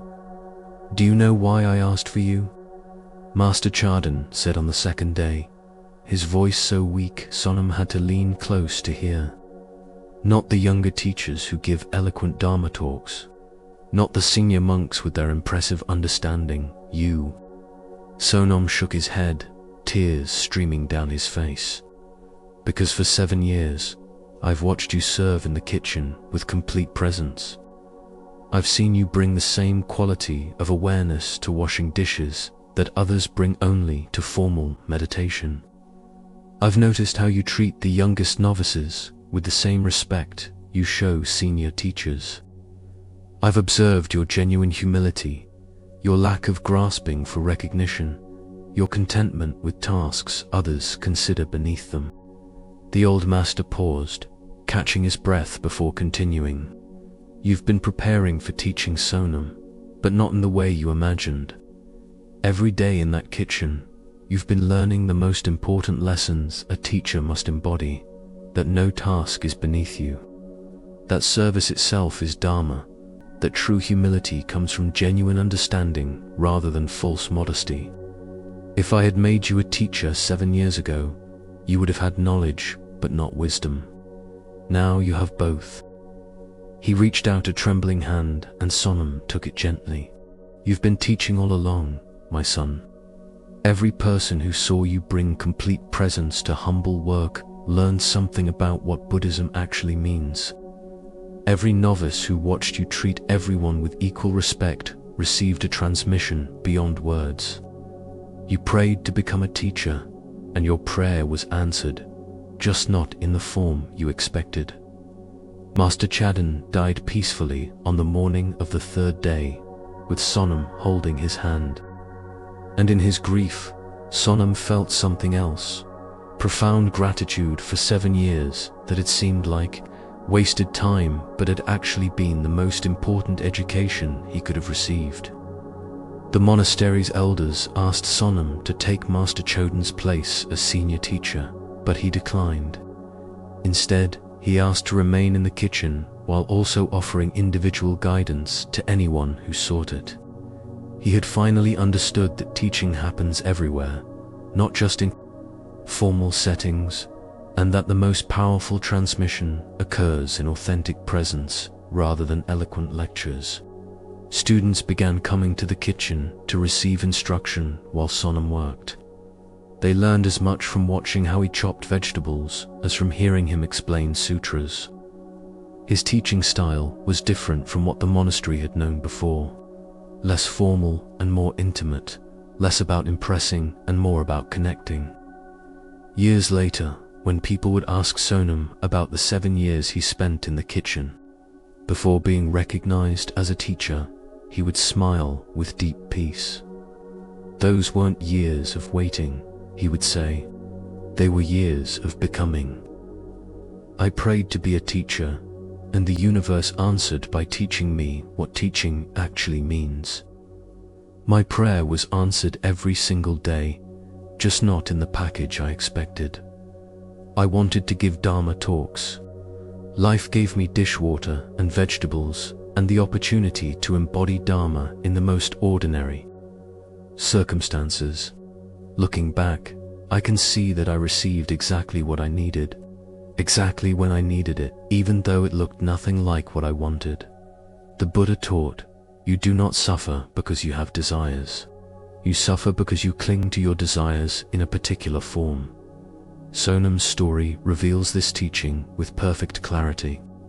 His desire to serve others was beautiful and legitimate, but his attachment to serving in one specific way, through formal teaching, blinded him to how he was already serving in ways that were perhaps even more powerful.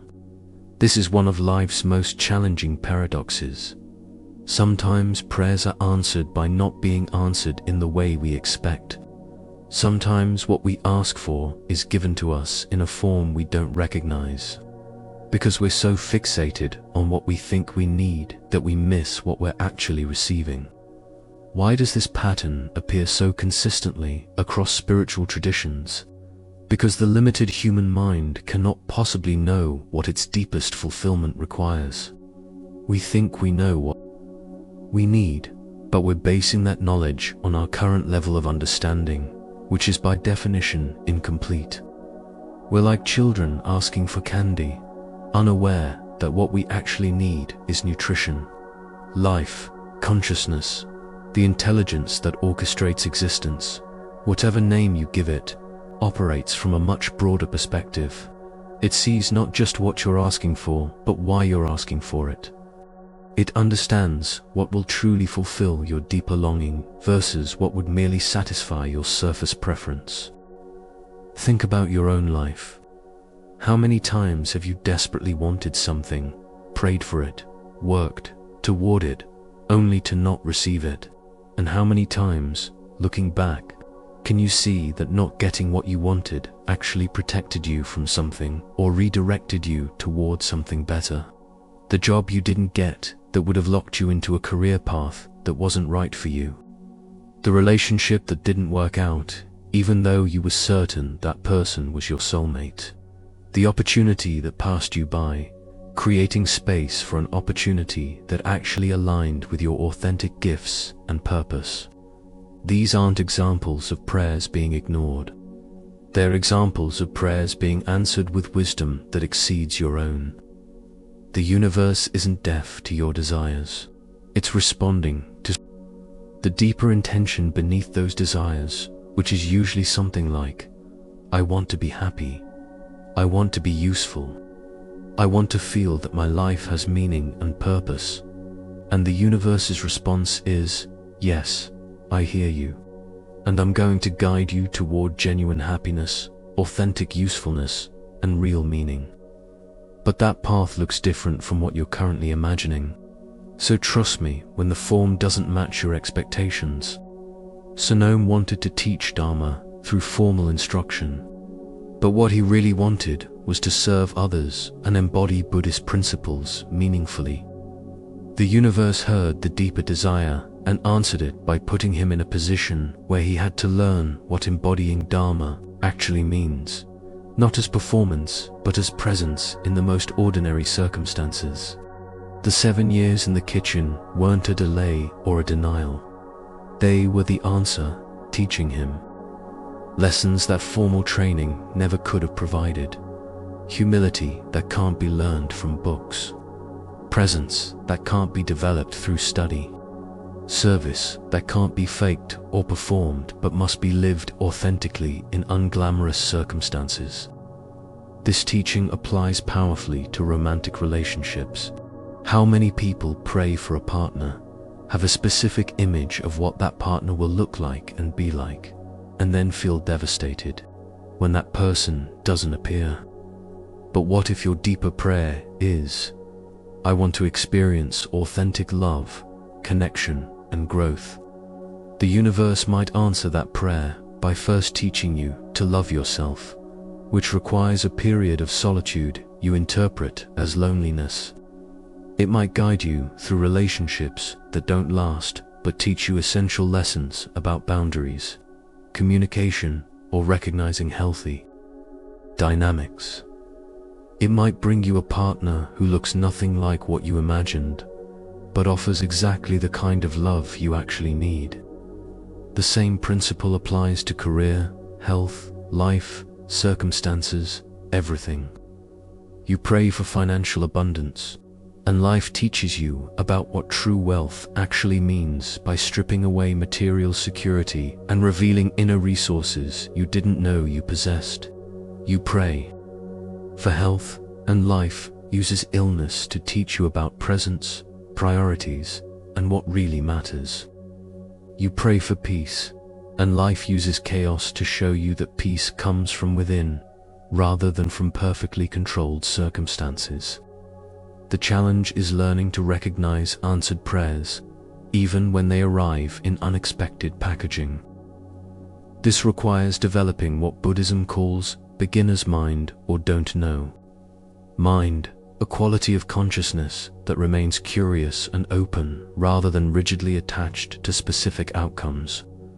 In practical terms, this means noticing when you're suffering from attachment to form, when you're so focused on having your prayer answered in one particular way that you're completely unavailable to notice how it might be answered differently, when your story about what should happen is preventing you from seeing what is happening and what it might be offering you. The practice involves holding your desires lightly while remaining open to surprise. You can want things, work toward goals, have preferences and dreams. But when life delivers something different from what you expected, instead of immediately concluding that your prayer wasn't heard, you can pause and ask, what if this is the answer, just not in the form I anticipated? What might this experience be teaching me? How might this apparent denial actually be divine guidance? Sonam's transformation came when he stopped resisting the kitchen work and started being fully present with it. As long as he was mentally somewhere else, wishing he was teaching formally, he missed the profound teaching embedded in his actual circumstances. Only when he surrendered his attachment to teaching looking a specific way could he discover that he'd been teaching all along in a form more powerful than formal instruction. This doesn't mean you should give up on desires or stop working toward goals. Sonam didn't stop wanting to serve others. He just released his rigid attachment to how that service had to look. And paradoxically, that release created space for him to serve in ways he couldn't have imagined. The Buddha taught that attachment is the root of suffering, but he wasn't saying that wanting things is problematic. He was saying that clinging to wanting things in one specific form creates suffering. The suffering comes not from the desire itself, but from the rigidity around how that desire must be fulfilled. Tonight, as you reflect on your own prayers, both answered and unanswered, can you see patterns? Can you notice times when what seemed like denial was actually redirection? When what felt like being ignored was actually being guided toward something better than you'd imagined? And can you bring that awareness to current prayers, current desires, current areas where you feel like life isn't listening? What if life is listening more carefully than you realize? What if your prayers are being answered, just not in the language you've learned to expect? Remember Sonam in the kitchen, feeling forgotten and overlooked, unaware that he was receiving the most important education possible. Remember how those 7 years that seemed wasted were actually essential preparation for authentic teaching. Remember that the form of the answer matters far less than whether it serves your deepest well-being. Your unanswered prayers might be your most carefully answered prayers. The doors that remain closed might be protecting you from rooms you don't actually want to enter. The delays might be preparations. The denials might be redirections. And the silence might be life listening so intently to your deepest needs that it's willing to ignore your surface requests. Trust that your prayers are heard. Trust that answers are coming. And trust that when they arrive in unexpected forms, they're often more precisely calibrated to your actual needs than anything you could have specifically requested. The universe isn't ignoring you. It's just answering from a place of wisdom that sees further than your current perspective allows. And that's exactly what you need, even if it's not what you think you want. In a coastal monastery in ancient Vietnam, where the South China Sea crashed against cliffs and salt spray seasoned the air, there lived a community of monks who had built their spiritual home over generations. The monastery was known throughout the region not just for its Dharma teachings, but for its magnificent library, a collection of sacred texts and sutras that had been accumulated over 300 years. Some scrolls so ancient and precious they drew scholars from across Asia. The head librarian was a monk named Thich An, who had devoted 40 years of his life to caring for these texts. He knew each scroll's history, could recite most from memory, and had personally restored hundreds that were deteriorating with age. The library wasn't just his work, it was his identity, his purpose, his contribution to preserving Buddhist wisdom for future generations. The monastery sat on high cliffs that had seemed safe for centuries, but in recent years, storms had been growing more intense.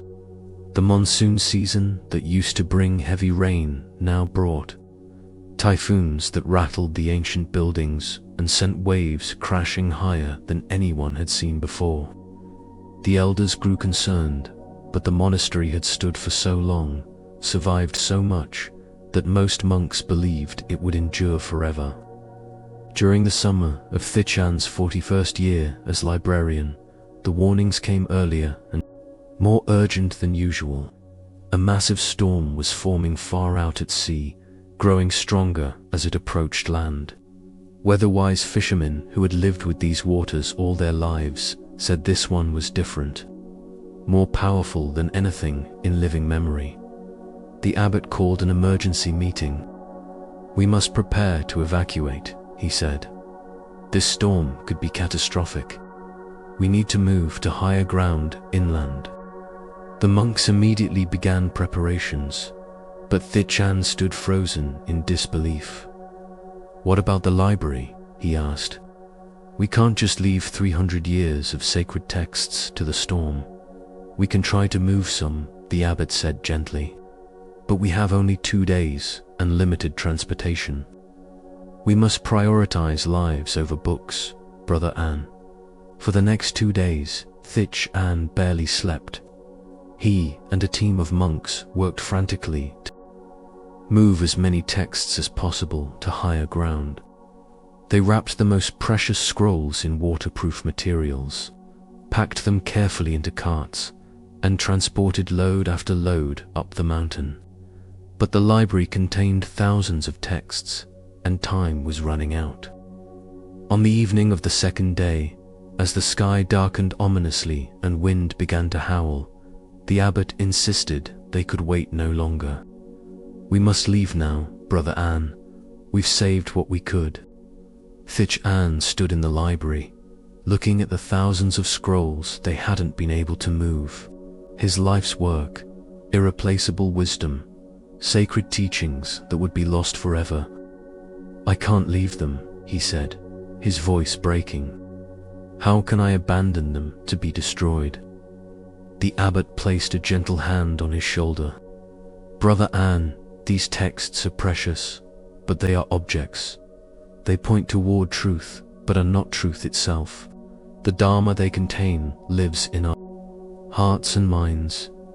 You carry these teachings within you. The scrolls are just paper and ink." But Thich An couldn't accept this. He begged for more time, insisted he could save more if they just gave him a few more hours. Finally, the abbot had to order him forcibly removed from the library, with 2 younger monks practically carrying him up the mountain as he wept openly. The storm hit that night with fury beyond anything the region had experienced. Rain fell so hard, it seemed solid. Wind screamed like tormented spirits, and waves, enormous walls of water powered by the typhoon, crashed over the cliffs and into the monastery. From their shelter high in the mountains, the monks could do nothing but wait and pray. Thich didn't pray.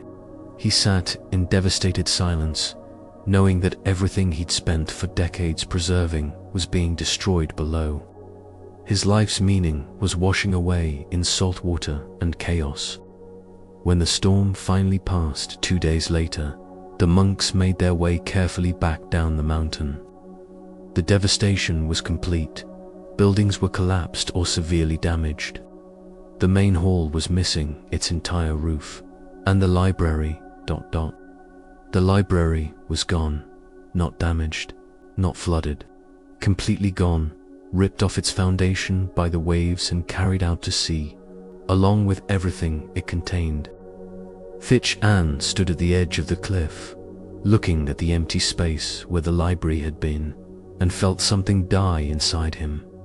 All those years, all that care, all those precious texts, gone, as if they'd never existed. For weeks after, while other monks worked to rebuild, Thich moved through the monastery like a ghost. He couldn't eat, couldn't sleep, couldn't participate in meditation or services. The abbot grew concerned and asked other monks to sit with him, to talk with him, but nothing reached through his grief and rage. One morning, about a month after the storm, Thich was walking along the beach below the monastery, the only place he felt drawn to anymore, and he saw something unusual washing in with the tide. A piece of wood, large and flat, from the library perhaps, and wrapped around it, torn and stained but still partially readable, was a scroll. His heart leaped. He pulled it from the water, carefully unwrapped it, and recognized it immediately as a text he'd read hundreds of times. But water damage had destroyed most of the words. Only a few phrases were still legible, scattered across the surviving portions of the scroll. One phrase caught his eye, standing out as if illuminated. Attachment to even sacred things creates suffering. The finger pointing at the moon is not the moon itself. Thich stood on the beach, holding this fragment of a teaching he'd preserved for decades, and suddenly understood what it was telling him. He had been attached not to Dharma, but to the objects that contained Dharma. He had confused the finger for the moon, the map for the territory, the texts for the truth they pointed toward. Over the following months, something unexpected began to happen. Without the library to maintain, Thich started actually teaching. Younger monks would ask him about Buddhist concepts, and he would share from his deep knowledge, accumulated over 40 years of reading and study. Visitors would come seeking wisdom, and he would offer guidance drawn from thousands of texts he'd memorized. He realized that he hadn't just been a librarian. By spending for decades with those texts, he had internalized their wisdom. The Dharma didn't disappear when the scrolls washed away. It lived in him, in every monk who had studied there, in every person who had been touched by the teachings that library had preserved and transmitted. More than that, without the library to care for, Thich finally had to engage with life itself as his teacher. He spent time with dying monks and learned about impermanence more deeply than any text had taught him. He worked alongside novices rebuilding the monastery and discovered lessons about effort, cooperation, and letting go of perfectionism. He sat with grieving community members whose homes had been destroyed and learned about compassion in ways that intellectual understanding never could have provided. One day, a scholar arrived who had traveled far to study in the famous library, not knowing it was gone. When Thich explained what had happened, the scholar was devastated. All that wisdom lost forever, he lamented. No, Thich said gently, surprising himself with the certainty in his voice. The wisdom isn't lost. It was never in the scrolls. The scrolls were just fingers pointing at truth that exists independent of any object. That truth is still here, still accessible to anyone who looks beyond the fingers to what they point toward. He paused, then continued, "The storm didn't destroy the Dharma. It destroyed my attachment to one form Dharma takes. And in destroying that attachment, it freed me to engage with Dharma more directly than I ever had while I was protecting old paper and ink." Years later, the monastery rebuilt a library, but much smaller than before. And Thichan helped stock it, but his relationship to the texts was completely different.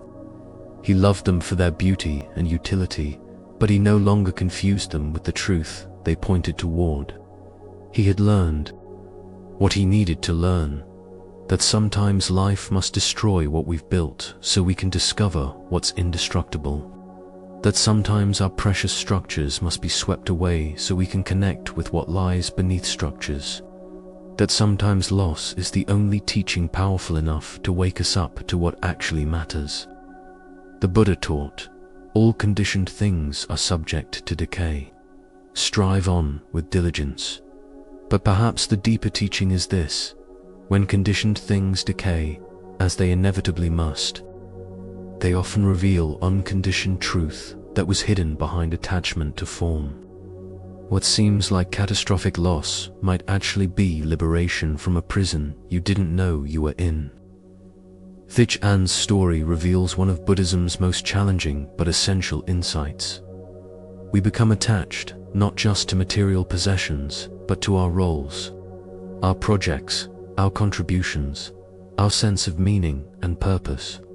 And these attachments, even when directed toward genuinely good things, like preserving sacred texts, can trap us in relationship to form rather than essence, to finger rather than moon, to map rather than territory. The storm didn't just destroy a building full of scrolls, it destroyed Thichan's identity as the guardian of those scrolls. His sense of purpose built around maintaining that collection. His belief that his value came from protecting those specific objects. This destruction felt like death because, in a sense, it was death, the death of an identity that had sustained him for 4 decades. But what Buddhism understands, and what Thich-An eventually discovered, is that sometimes identities must die so that more authentic being can emerge. The person who defines himself through protecting old texts cannot fully embody the wisdom those texts contain. He's too busy being a guardian to fully become a teacher, too focused on preservation to fully engage with transformation. This principle applies to every aspect of human experience. How many people define themselves through their career, then experience their job loss as if they themselves have died? How many people build their identity around being a parent, then struggle profoundly when children grow up and no longer need them? How many people attach their sense of worth to their appearance, their achievements, their relationships, and feel destroyed when those things change or disappear? The suffering in these situations comes not from the change itself, but from identifying so completely with what's changing that we mistake its transformation for our own destruction. When you believe you are your role, your project, your body, your achievements, then threats to those things feel like threats to your very existence. But Buddhism teaches something radical. You are not any of the temporary forms that express through you. You are the consciousness that witnesses all forms arising and passing. You are not the library. You're the awareness that values preservation. You're not your career. You're the being who experiences working. You're not your body. You're the presence that inhabits and experiences through physical form. When storms come, and they always do eventually, and sweep away the structures you've built, your identity around, you have a choice. You can experience this as total destruction, as if you yourself have been washed out to sea. Or you can recognize it as an invitation to discover what remains when forms disappear, what's indestructible beneath what's destructible, what's eternal beneath what's temporary. Thich-An made that discovery standing on a beach, holding a fragment of a scroll that was itself teaching the lesson he needed to learn. The texts he'd spent 40 years protecting had been trying to tell him all along, don't attach even to sacred things, because attachment creates suffering, even when directed toward the holy. This doesn't mean that protecting sacred texts is wrong or meaningless. It means that the value of that work lies in service to something beyond the objects themselves. The library's true purpose wasn't to preserve paper and ink. It was to keep wisdom accessible. And that purpose continued after the library's destruction, because the wisdom lived in Thich An and others who had studied there. In fact, the destruction of the library may have served a deeper purpose more effectively than its preservation would have. Thich An moved from being a guardian of old wisdom to an active transmitter of living wisdom. The monastery shifted from relying on ancient texts to developing living teachers. The community learned that Dharma doesn't depend on any object or structure, but lives in hearts, minds, and authentic practice. This pattern appears throughout spiritual literature. The temple burns down, forcing practitioners to realize that sacredness isn't contained in buildings. The sacred text is lost, compelling believers to discover that truth isn't trapped in words. The spiritual teacher dies, requiring students to find guidance from their own inner wisdom, rather than remaining dependent on external authority. These losses feel catastrophic in the moment, and the grief is real and valid. But they often serve a necessary function, breaking attachment to form so that essence can be recognized directly, destroying the finger that's blocking your view of the moon, sweeping away the map so you finally look at the actual territory. In your own life, what structures has life swept away? What did you build your identity or meaning around that was taken from you? At the time, it probably felt devastating. Perhaps it still does. But looking back, or looking deeper, can you see what remained after the structure fell? Can you recognize what that loss revealed about what's actually indestructible in you? Maybe you lost a relationship that had defined you, and the loss forced you to discover your own wholeness independent of partnership.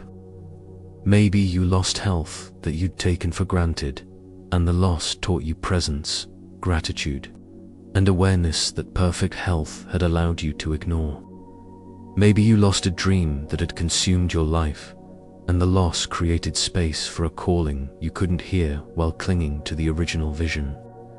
These aren't consolation prizes or silver linings meant to make loss feel okay. Loss is loss, and grief is appropriate. But Buddhism invites us to see that within loss, precisely because of loss, sometimes essential truths reveal themselves that would remain hidden if we could hold on to everything forever. The practice involves learning to distinguish between form and essence, between the particular manifestation and the underlying reality.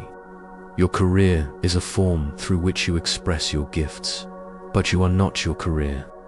If that job ends, the gifts remain, seeking new forms of expression.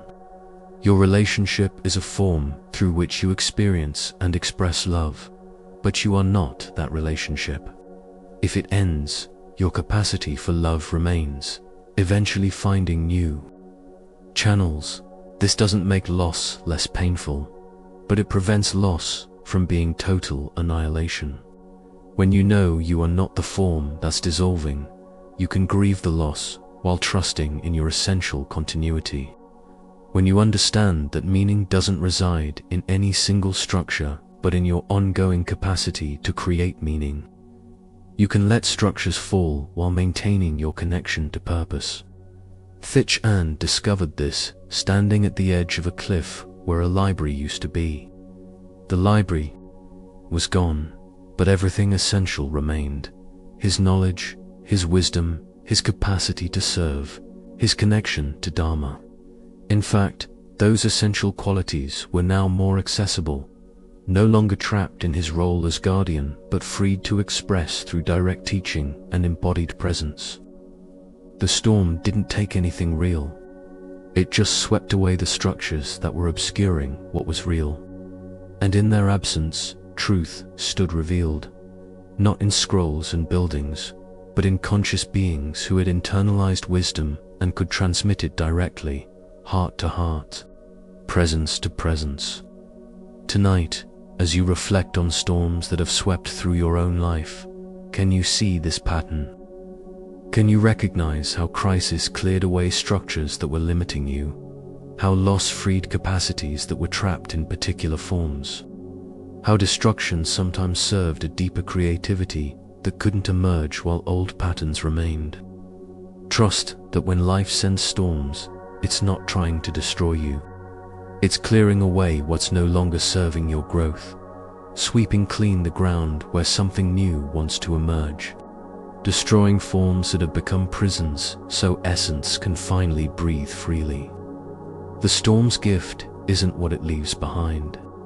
It's what it reveals was there all along, indestructible, essential, and patiently waiting for the structures to fall so it could finally be seen.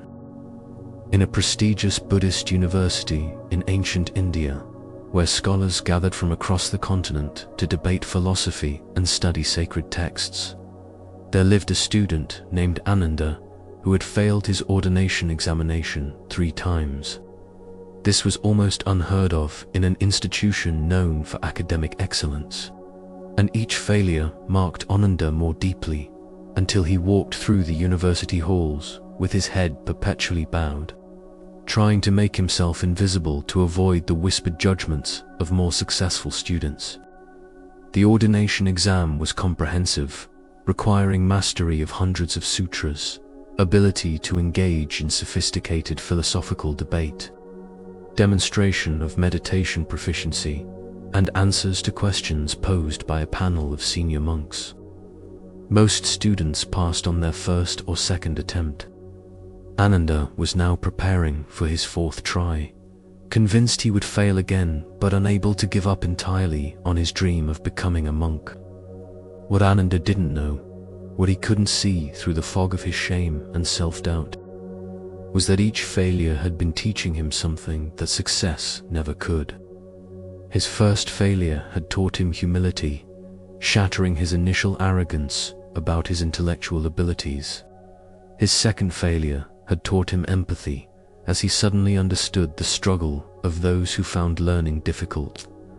His third failure had taught him perseverance, the willingness to continue despite repeated disappointment. But these lessons weren't obvious to Ananda. He only saw himself as someone who couldn't succeed where others did easily. He watched younger students pass their exams and move on to meaningful roles in various monasteries, while he remained stuck, feeling more broken and inadequate with each passing month. One day, as Ananda was studying alone in a corner of the library, trying once more to memorize passages that seemed to slip from his mind like water through cupped hands, an old cleaning monk named Rahul approached him. "I've noticed you here every day," Rahul said gently. "You study harder than anyone else, yet you seem so burdened. What troubles you, young brother?"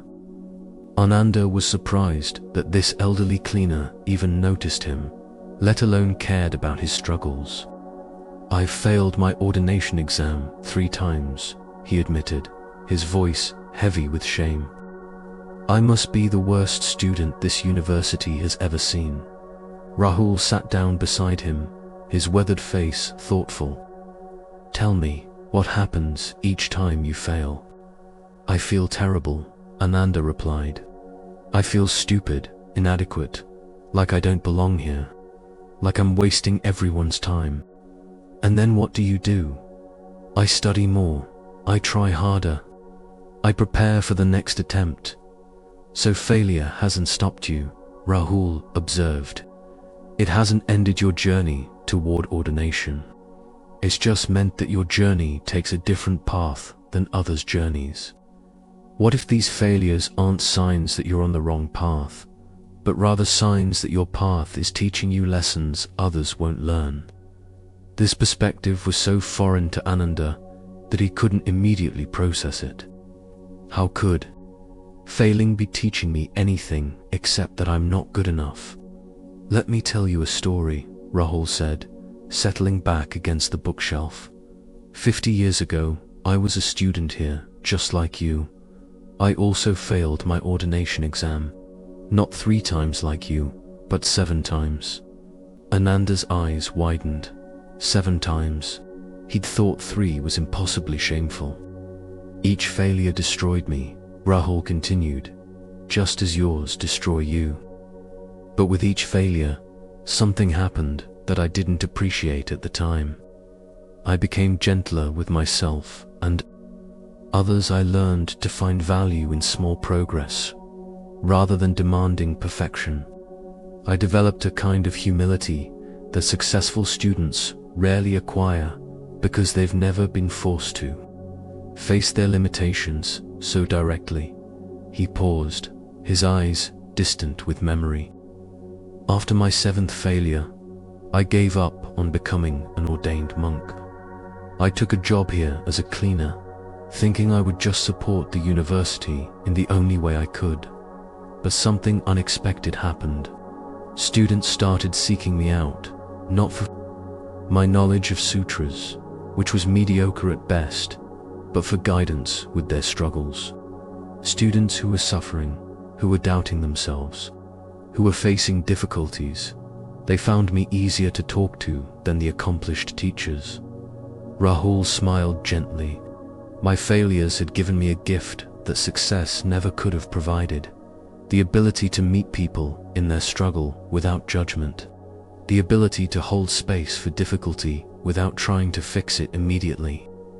The ability to see Buddha nature in the broken and struggling, not just in the accomplished and perfected. But don't you regret not becoming an ordained monk? Ananda asked. For many years, yes. I felt I had failed at the only thing that mattered. But gradually, I realized that I was doing exactly the work I was meant to do. Just not in the form I'd imagined. The universe needed a cleaner who understood failure more than it needed another scholar who understood only success. My 7 failures weren't obstacles on my path. They were my path, teaching me everything I needed to learn to serve in the way I was uniquely equipped to serve. Over the following weeks, Ananda began to see his own failures differently. He noticed that his experience of repeated difficulty was making him more patient and understanding when younger students struggled. He found himself naturally drawn to helping others who were discouraged, offering them the kind of compassionate presence that more successful students couldn't provide because they'd never truly understood struggle. When he took his ordination exam for the 4th time, something had shifted in Ananda. He was no longer taking it to prove he wasn't a failure. He was taking it simply to see what would happen, holding the outcome lightly rather than clinging to it desperately. He passed. But more importantly, when he passed, he carried something that most newly ordained monks didn't have: a deep understanding of failure, struggle, and the messy, non-linear path that spiritual growth often takes. Years later, Ananda became known throughout the region as the teacher the struggling students sought out. Not because he was the most brilliant scholar or the most accomplished meditator, but because he had a gift for meeting people exactly where they were, with compassion born from intimate knowledge of difficulty. Students who were considering giving up would come to him, and he would share his own story of 3 failures and what they had taught him. Monks who felt they weren't making progress fast enough would seek his guidance, and he would help them see the growth that happens invisibly beneath the surface. People who had experienced setbacks would find their way to him, and he would show them how to extract wisdom from disappointment. My failures, he would tell them, were the most important part of my education. They taught me things that success never could have revealed. They broke me open so that compassion could grow in the cracks. They humbled me so thoroughly that I could finally see everyone as worthy of respect, not just the accomplished and successful. They prepared me for exactly the work I'm doing now, which requires understanding failure more than understanding success. One day, near the end of his life, a young student who had just failed his first ordination exam came to Ananda in tears. "How many times did you fail before you gave up?" The student asked, assuming that failure meant the end of the path. "I never gave up," Ananda replied gently. "I failed 3 times, passed on the 4th attempt, and spent the rest of my life grateful for those 3 failures because they taught me everything I needed to know to be the teacher I became. If I had passed on my first try, I would have been brilliant but arrogant, knowledgeable but uncompassionate. I needed those failures. They weren't obstacles on my path toward becoming a monk. They were the path itself, shaping me into someone who could serve others struggling with their own apparent failures." He paused, looking kindly at the weeping student. "You've just failed once, and you're already learning. You're learning that success doesn't come easily, that worth isn't measured by passing exams, that the spiritual path includes difficulty and disappointment. These are profound teachings. Don't waste them by only focusing on the pain. Look for the gifts hidden within the breaking. They're there, waiting for you to recognize them." The Buddha taught, there is no path to happiness. Happiness is the path, but he might have added, sometimes the path includes failing, stumbling, and falling flat on your face. And those falls are not detours from the path. They are the path teaching you what you most need to learn. Ananda's story reveals one of the most counterintuitive truths about spiritual development. Sometimes failure is the most direct route to the qualities we most need to develop.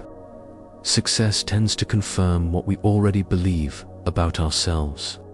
Failure forces us to question everything, to rebuild from the ground up, to develop capacities that smooth sailing never demands. Why do we resist this truth so fiercely? Because our culture has trained us to see failure as evidence of inadequacy rather than as information about growth. We've been taught that success means you're on the right path, and failure means you've taken a wrong turn. But Buddhist wisdom suggests something radically different. Failure often indicates that life is trying to teach you something essential that you couldn't learn through success. Think about the skills that matter most in life: resilience, empathy, humility, patience, compassion, authenticity. How many of these can be developed through constant success? How many require you to face real difficulty, to experience genuine struggle, to encounter your own limitations directly? A person who has always succeeded at everything they've attempted develops confidence, certainly, but often at the expense of empathy for those who struggle. They may become impatient with people who don't learn as quickly, intolerant of weakness, convinced that their own path is the only valid path because it's worked for them. A person who has failed repeatedly, on the other hand, develops a different kind of strength. They know what it's like to keep trying when everything seems hopeless. They understand the courage required to start again after disappointment. They've learned to find their worth in something deeper than achievement, because their achievements haven't validated them the way success validates others. This doesn't mean that failure is better than success, or that you should seek out failure. But it means that when failure comes, as it inevitably does for everyone eventually, you can choose to see it as catastrophe or as curriculum, as evidence that you're inadequate, or as an invitation to develop capacities you didn't know you needed. Ananda's 3 failures prepared him perfectly for his life's work, though he couldn't see this while he was failing. Each disappointment was chipping away at the arrogance, perfectionism, and rigid expectations that would have made him a terrible teacher.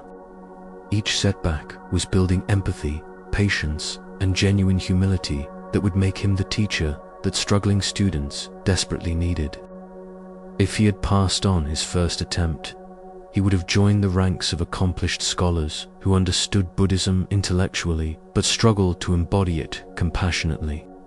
He would have been brilliant but not wise, knowledgeable but not kind. His failures gave him access to wisdom that success couldn't provide. This principle applies everywhere in life.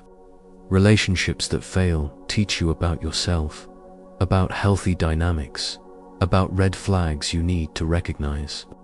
If your first relationship had been perfect and permanent, you wouldn't develop the self-knowledge and relational wisdom that comes from working through difficulty and disappointment.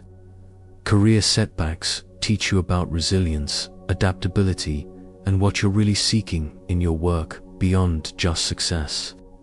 If your career path had been smooth and straightforward, you might reach high positions without ever questioning whether you're actually doing work that aligns with your values and authentic gifts.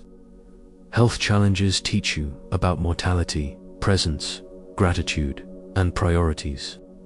If you never experienced health issues, you might take your body for granted your entire life, never developing the awareness that makes ordinary wellness feel like an extraordinary gift.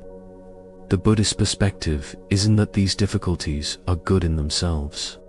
Suffering is suffering, and it's appropriate to try to minimize unnecessary pain. But when difficulties come, when failures happen, when setbacks occur despite your best efforts, you have a choice about how to work with them. You can see them purely as punishment or bad luck, focusing only on what they took from you and how they prove your inadequacy. Or you can approach them with curiosity, asking, what is this experience teaching me? What capacity is this difficulty helping me develop? How might this apparent failure be preparing me for something I can't yet see? Ananda learned to ask these questions, though not immediately. At first, he was just as caught in shame and self-judgment as anyone else would be, but with Rahul's guidance, he began to see his failures differently, not as evidence of his worthlessness, but as a unique education that was shaping him for specific work. The practice involves developing what Buddhism calls the long view.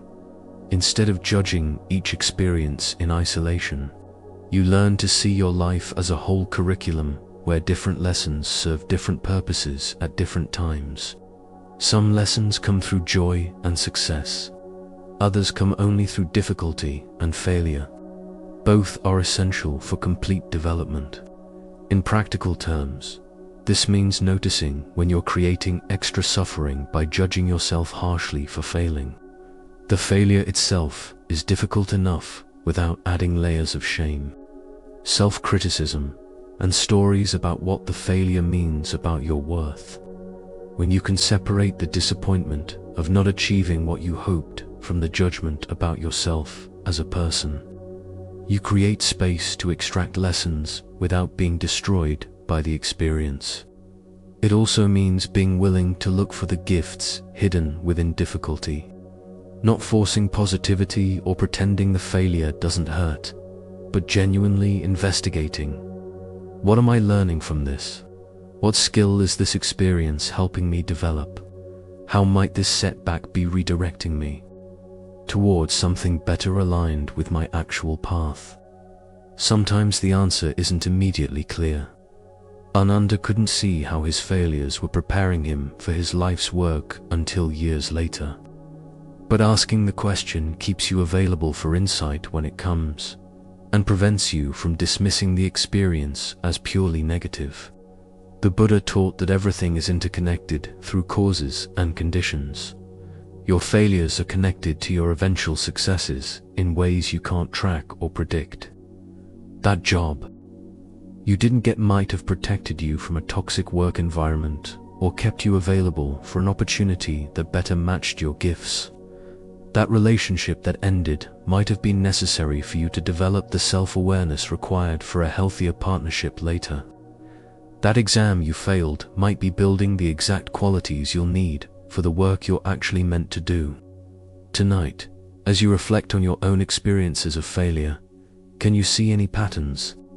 Are there ways that past disappointments prepared you for later success?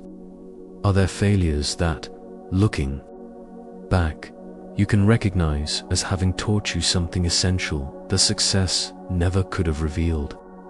And can you bring that awareness to current failures or struggles? Instead of only focusing on the pain of not succeeding, can you also remain curious about what's being taught through the difficulty? Can you trust that your setbacks might be setups for something you can't yet imagine? Remember Ananda weeping over his 3 failures, convinced he was the university's worst student. Remember that those failures were actually shaping him into the teacher that countless struggling students would eventually need. Remember that what seemed like evidence of his inadequacy was actually evidence of his preparation for unique and essential work. Your failures aren't proof that you're not good enough.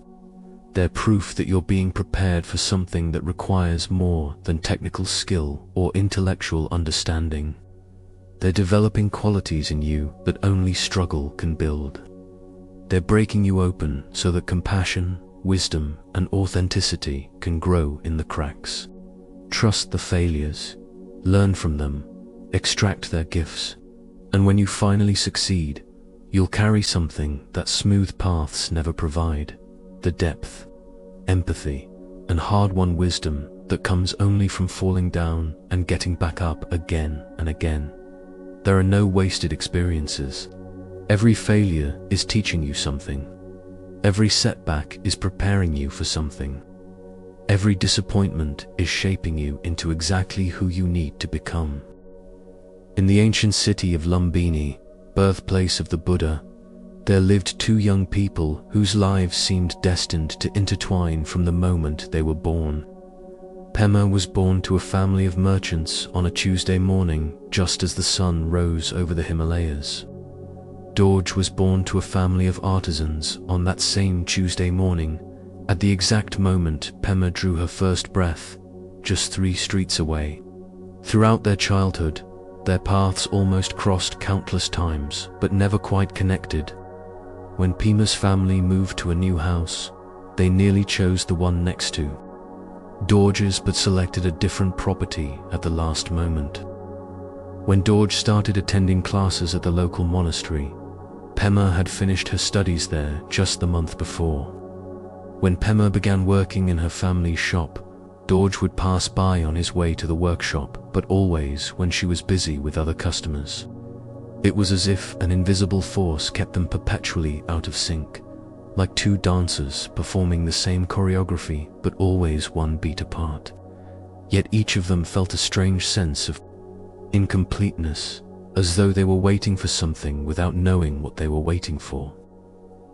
When Pema turned 21, her parents arranged for her to visit a renowned Buddhist teacher in a monastery 3 days' journey away. She would stay at the monastery for 3 months, studying meditation and Dharma. Pema felt excited about this opportunity, though she couldn't shake a strange reluctance to leave the city, as if departing would mean missing something important. At the exact same time Pema was preparing to leave, Dorje's master announced that he was sending Dorje to study advanced techniques with a master craftsman in Lumbini. Dorje would arrive at his master's workshop the day after Pema left for the monastery. If either had traveled just 1 day earlier or later, they would have met, but the timing was perfect for missing each other once again. Pema spent 3 transformative months at the monastery, learning meditation practices that deepened her understanding of her own mind. During her stay, she kept having vivid dreams about someone she'd never met, someone whose face she couldn't quite see but whose presence felt profoundly familiar and important. Meanwhile, Dorje immersed himself in learning new craft techniques, working long hours at the workshop that was, coincidentally, directly across from Pema's family shop. Her younger sister, who now ran the shop, would sometimes mention Pema to customers, and Dorje would overhear these conversations, feeling an inexplicable curiosity about this woman he'd never met. When Pema returned from the monastery, Dorje had just been called away to help his elderly father in a village 2 days from Lumbini. He would be gone for 2 months. Once again, their timing was perfectly misaligned. This pattern continued for years. When Pema decided to become a Dharma teacher and began traveling to share Buddhist teachings, Dorje finally settled permanently in Lumbini, having taken over his master's workshop. When Dorje joined a meditation group that met at the local monastery, Pema had just departed for a year-long teaching tour in distant provinces. Both of them felt increasing frustration with life's timing. Pema would meet wonderful people, but always felt that something was missing, as though the truly important connection was perpetually just out of reach. Dorje would develop friendships, but couldn't shake the feeling that he was supposed to meet someone specific, someone who would help him understand his life's deeper purpose. What neither of them knew was that each near miss was actually necessary preparation. Pema needed to develop her teaching skills, to mature in her practice, to learn specific lessons through her travels before she would be ready for the meeting that awaited her.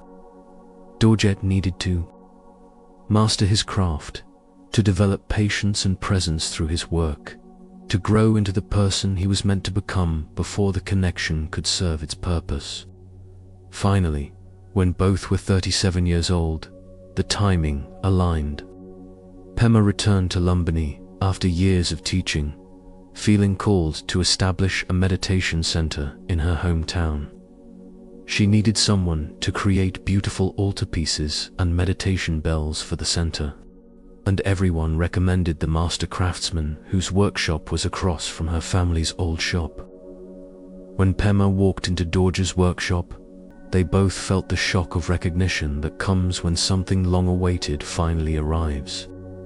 They hadn't met before, yet the connection was immediate and profound, as though their souls had been in conversation for years while their bodies remained apart. As they began working together on the meditation center project, they discovered extraordinary synchronicities. They had been born at the same moment, just streets apart. They had almost met countless times over the years. They had each felt a strange sense of waiting without knowing what they were waiting for. Why did it take so long? Pema wondered aloud one day as they sat together, planning the meditation hall's design. We've been missing each other for 37 years. What if we had met earlier? Think of all the time we lost. Dorje was quiet for a long moment, his craftsman's hands absently shaping a piece of clay as he considered her question. Then he smiled. I don't think we lost any time.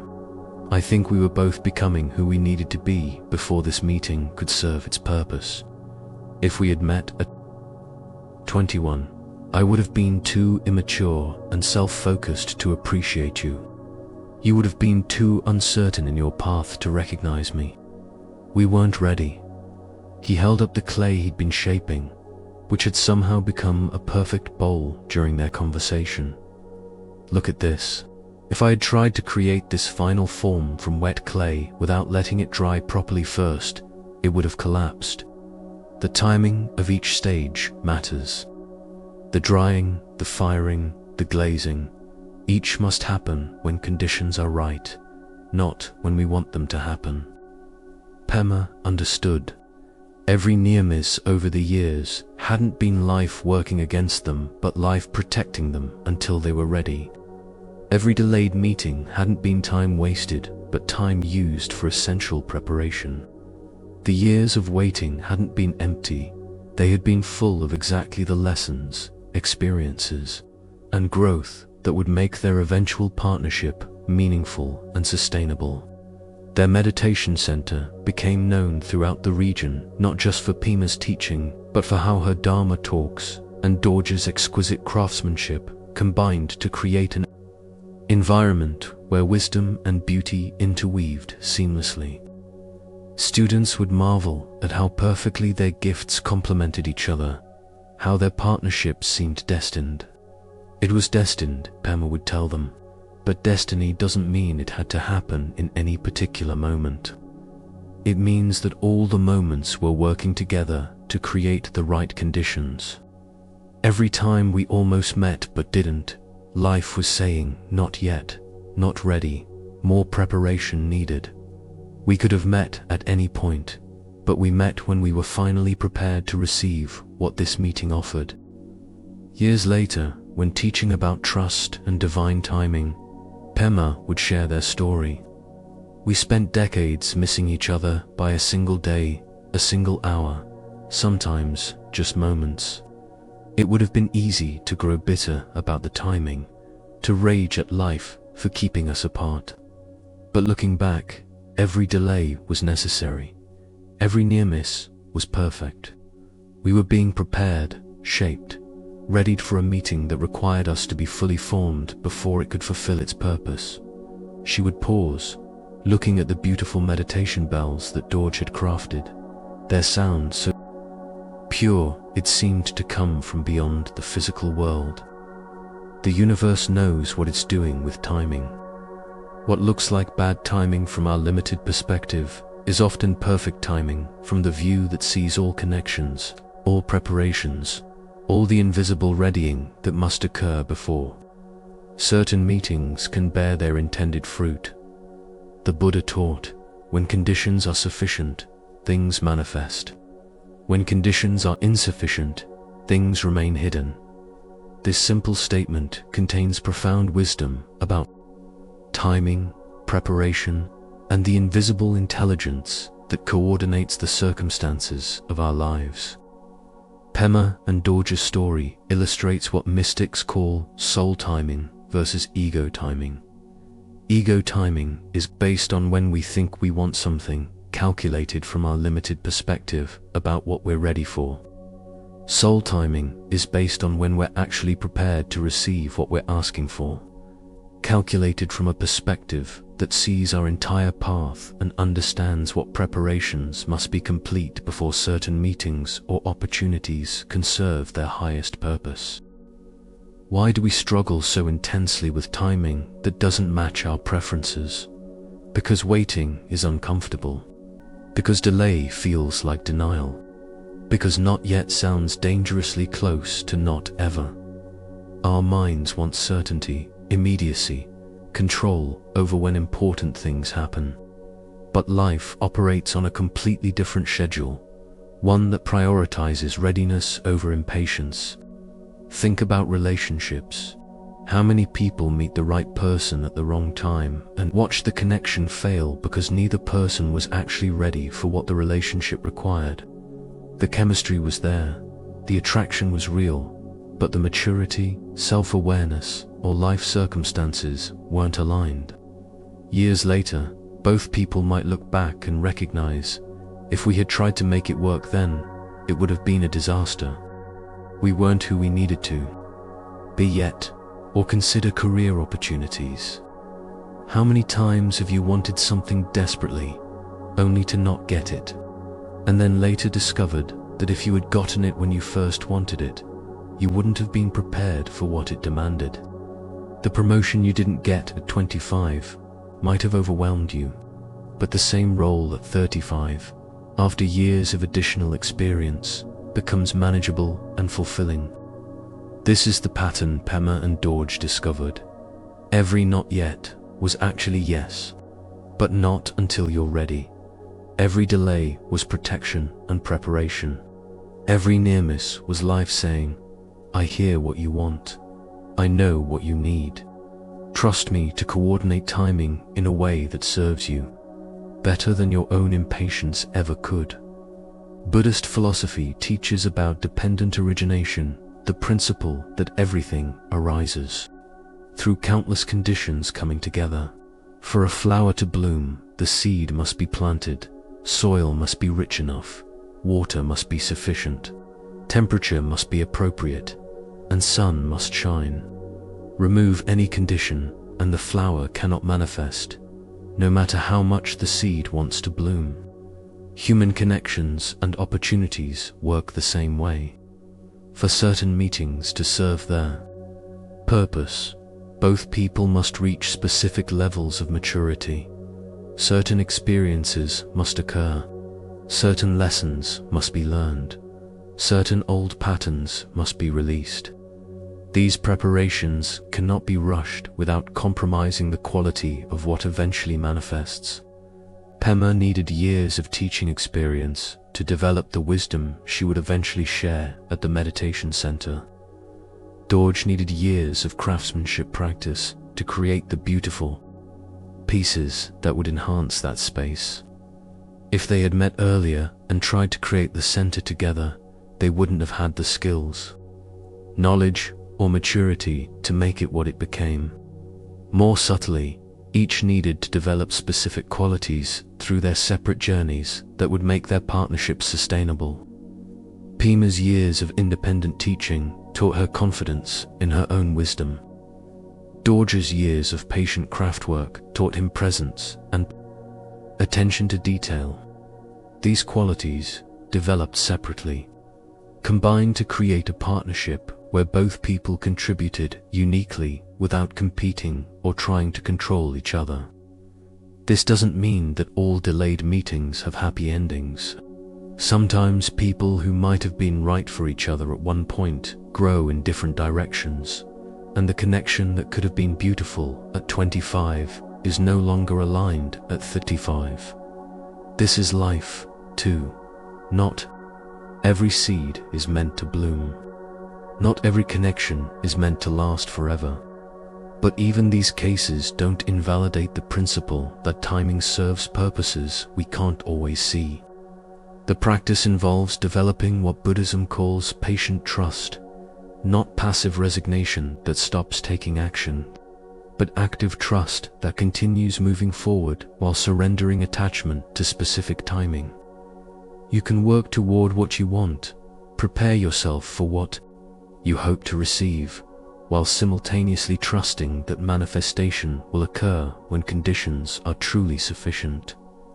In practical terms, this means noticing when you're creating suffering through impatience, when you're so focused on wanting something now that you're missing what's available in the present, when your story about timing being wrong prevents you from seeing how timing might actually be perfect for reasons not yet visible.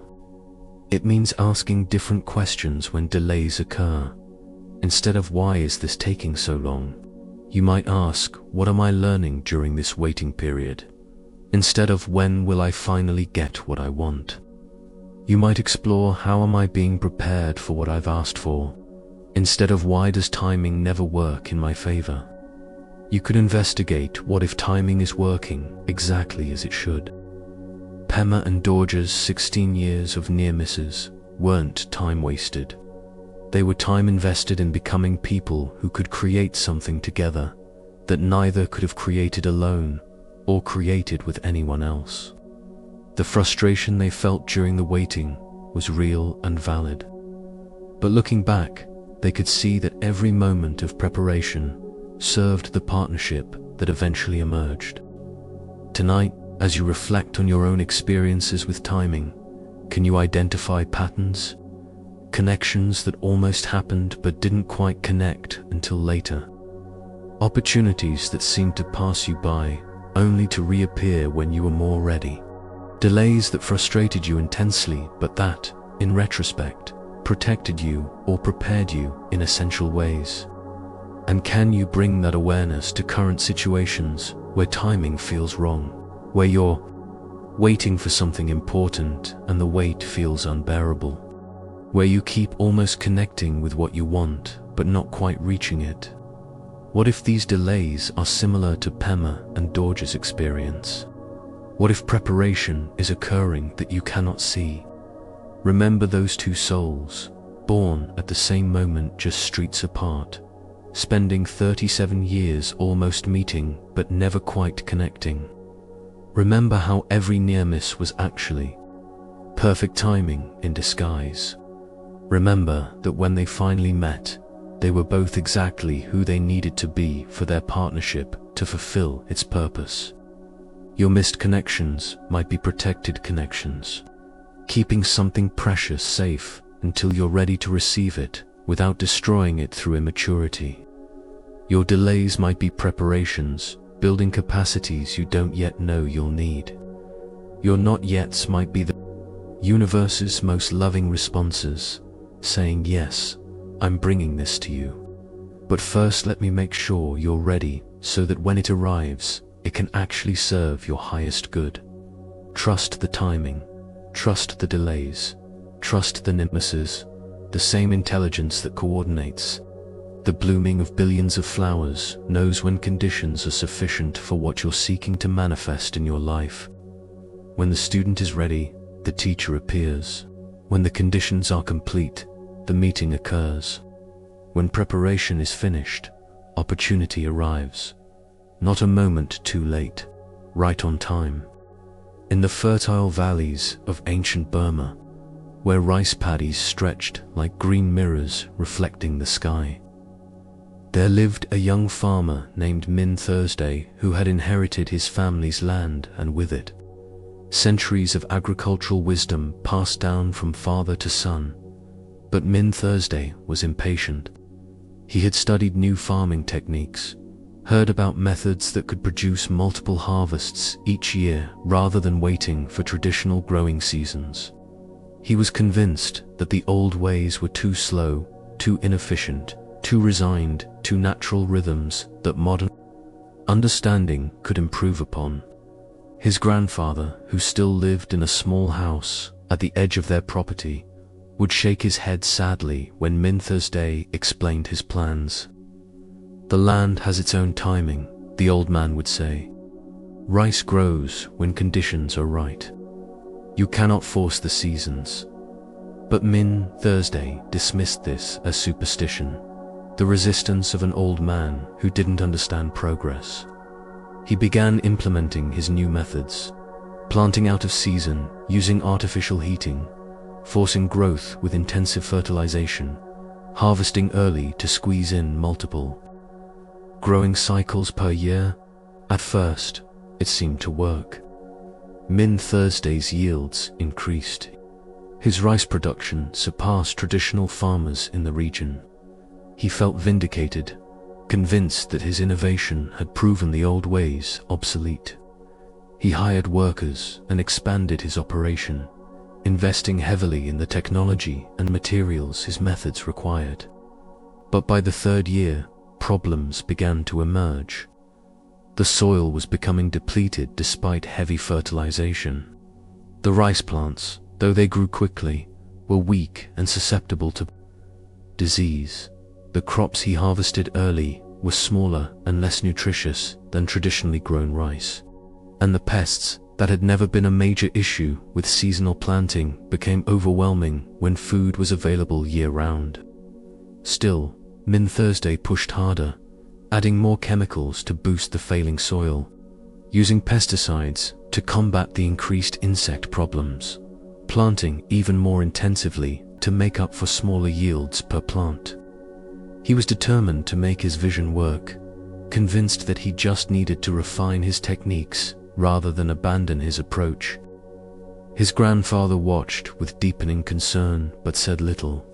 He knew that some lessons can only be learned through direct experience, that wisdom rejected when offered must sometimes be discovered through suffering. By the 5th year, disaster struck. A disease swept through Min Thursday's crops, one that wouldn't have survived the dormant winter season in traditional farming but thrived in his year-round planting cycle. In a matter of weeks, he lost everything. The soil was so damaged that nothing would grow. The debts from his intensive methods were crushing. 5 years of forcing the land to produce on his timeline had left him with nothing but exhausted earth and financial ruin. Min Thursday sat in his devastated field, surrounded by dead rice plants, and wept. He had lost not just his livelihood, but his family's land, the inheritance that had been carefully tended for generations until he tried to improve upon what didn't need improving. His grandfather found him there and sat beside him in silence for a long time before speaking. "Come with me," the old man finally said. He led Min Thursday to a small plot behind his house that Min Thursday had never paid much attention to. But now, seeing it clearly, Min Thursday realized this modest plot was flourishing with healthy rice. Exactly as rice should look. Strong stalks, full heads of grain, vibrant green color. "I've been farming this plot using the old methods," his grandfather explained. "Planting when the seasons say to plant. Allowing the land to rest when it needs rest. Working with natural cycles rather than against them. The yields are smaller than what you were briefly able to achieve, yes, but they're sustainable. This soil will produce healthy crops for generations after I am gone because I don't force it to give more than it can naturally provide." He bent down and picked up a handful of soil from his plot, letting it run through his fingers. "The land is like a person, Min Thursday. It has its own rhythms, its own needs for rest and renewal. When you force it to produce constantly, it might comply for a while, but eventually it becomes exhausted and stops giving altogether. The same is true for you, for all of us. There are seasons for planting and seasons for harvesting, but also seasons for lying fallow, for resting, for renewal. Nature knows this. Our ancestors knew this. You had to forget it to learn it again." Over the following months, as Min Thursday slowly began to rebuild using traditional methods, he discovered what his grandfather meant. The patient approach that had seemed so inefficient was actually profound wisdom about sustainability, natural rhythms, and the importance of respecting rather than dominating the land. He learned that the fallow winter season, which he had seen as wasted time when the land produced nothing, was actually when the soil regenerated nutrients that spring planting would need.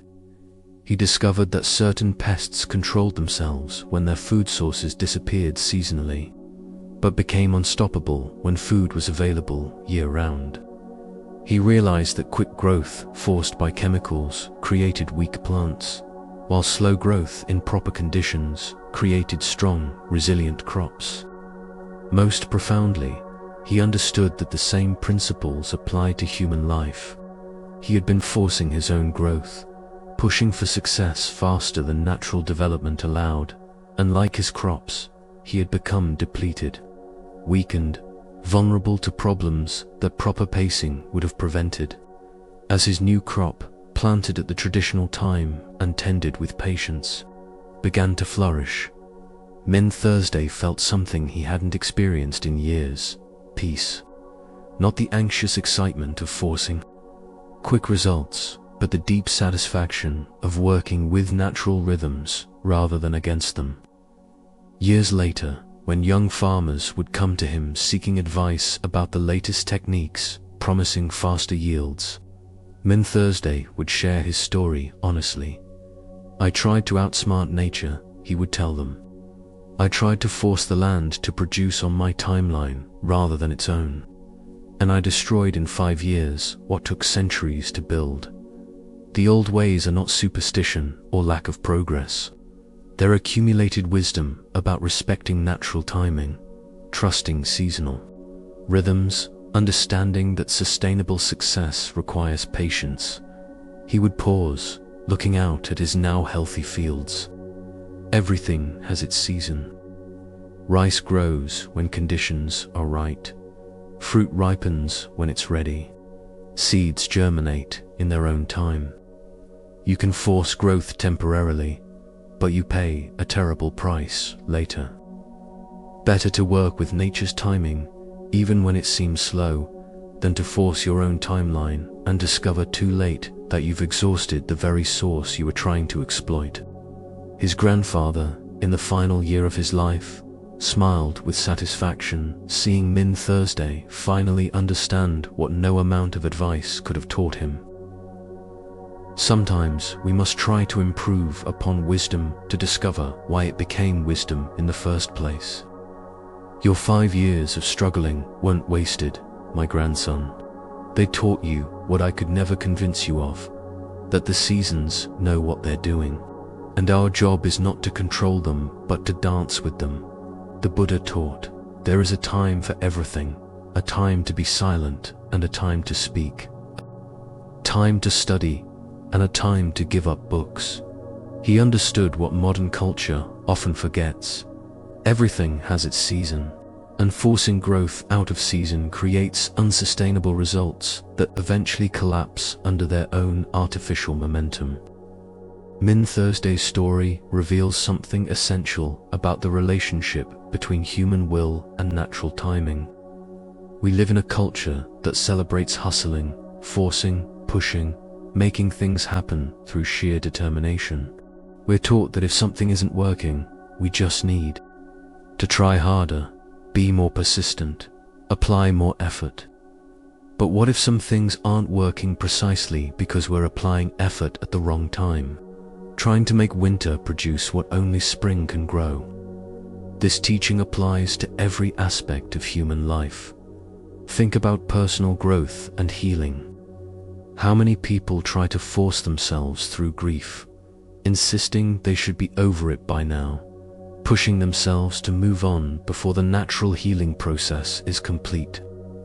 They're like Min Thursday trying to harvest rice before it's ripe, getting smaller, less nutritious results that don't actually satisfy anyone. Or consider creative work.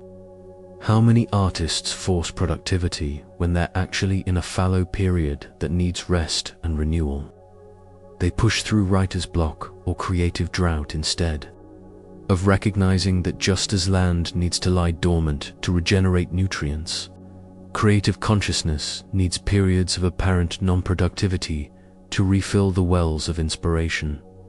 The same pattern appears in relationships. People try to force connection when timing is wrong, when one or both people need to develop separately before they can come together. Sustainably, they work harder at the relationship when working less and allowing space might actually create conditions for organic reconnection. Even in spiritual development, practitioners try to force awakening through intense practice schedules that leave them exhausted rather than enlightened. They're trying to harvest enlightenment in winter, when the natural season for that particular blooming hasn't arrived yet. Buddhist wisdom, like agricultural wisdom, understands that everything moves in cycles. There are seasons for planting seeds of intention. There are seasons for watering and tending those seeds with patient effort. There are seasons for harvesting the results of previous planting. And crucially, there are seasons for lying fallow, for rest and renewal, for apparent non-productivity that's actually essential for future growth. Min Thursday's mistake wasn't ambition or desire for improvement. His mistake was trying to eliminate the fallow season, treating rest and renewal as waste rather than as necessary parts of the cycle. He wanted constant production, year-round yields, never-ending growth. But nature doesn't work that way, and neither do humans. The irony is that by trying to get more from his land faster, Min Thursday ended up getting nothing at all. The forced timeline produced temporary results that ultimately destroyed the source of productivity itself. If he had worked with natural rhythms, accepting seasonal limits, his modest but sustainable yields would have continued indefinitely. This same irony appears in human burnout. People push themselves relentlessly, trying to force constant productivity, and end up so depleted they can't produce anything at all. The person who insists on working through exhaustion eventually collapses completely, whereas the person who honors their need for rest and renewal can maintain sustainable productivity indefinitely. In relationships, those who try to force commitment before both people are ready often destroy the very connection they're trying to secure. The relationship that might have flourished given proper timing falls apart under the pressure of forcing bloom before conditions are right. The Buddhist teaching here isn't about laziness or passivity. Min Thursday's grandfather didn't just leave the land alone and hope for results. He worked intensively when conditions were right for work, then allowed rest when conditions called for rest. He cooperated with natural timing rather than trying to dominate or eliminate it.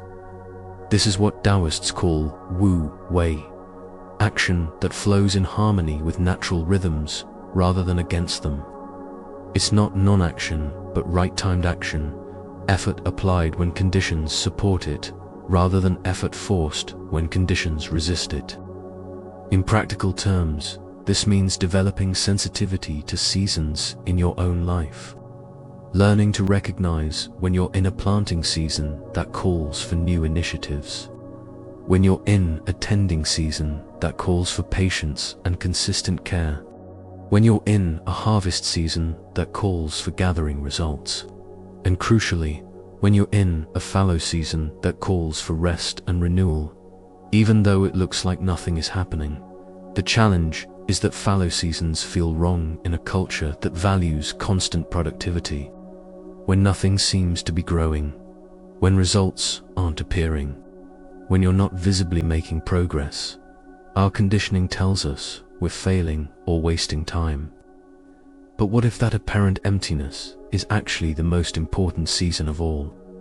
What if the invisible regeneration happening beneath the surface is what makes all future growth possible? Think about your own experience. Haven't there been periods when you weren't producing much externally, but something was shifting internally? Times when you seemed to be doing nothing but were actually integrating lessons, healing old wounds, preparing for the next phase of growth. These fallow periods are essential. Trying to force growth during them is like Min Thursday trying to plant in winter. You can do it with artificial supports, but the results will be weak and unsustainable. The practice involves learning to trust natural timing even when it conflicts with your desires or society's expectations. When you're exhausted, the natural timing says rest, but culture says push through. When a relationship needs space, natural timing says allow distance, but fear says cling tighter. When creative work isn't flowing, natural timing says refill the well, but ambition says force productivity anyway. Each time you choose to honor natural timing over forced agenda, you're cooperating with the intelligence that orchestrates seasons, that ripens fruit in its own time, that brings spring after winter with perfect reliability. Each time you force against natural rhythms, you might achieve temporary results, but at a cost that eventually becomes unsustainable. Min Thursday's 5 years of struggle taught him to recognize the difference between wise effort and forced effort. Wise effort plants when conditions support planting, tends when tending is appropriate, harvests when crops are ripe, and rests when rest regenerates. Forced effort tries to make everything happen now, regardless of whether conditions support it. Buddhist monks understand this deeply, which is why monasteries operate on seasonal rhythms. There are intensive practice periods and relaxed periods, times for solitary retreat and times for community engagement, seasons for deep study and seasons for simple being.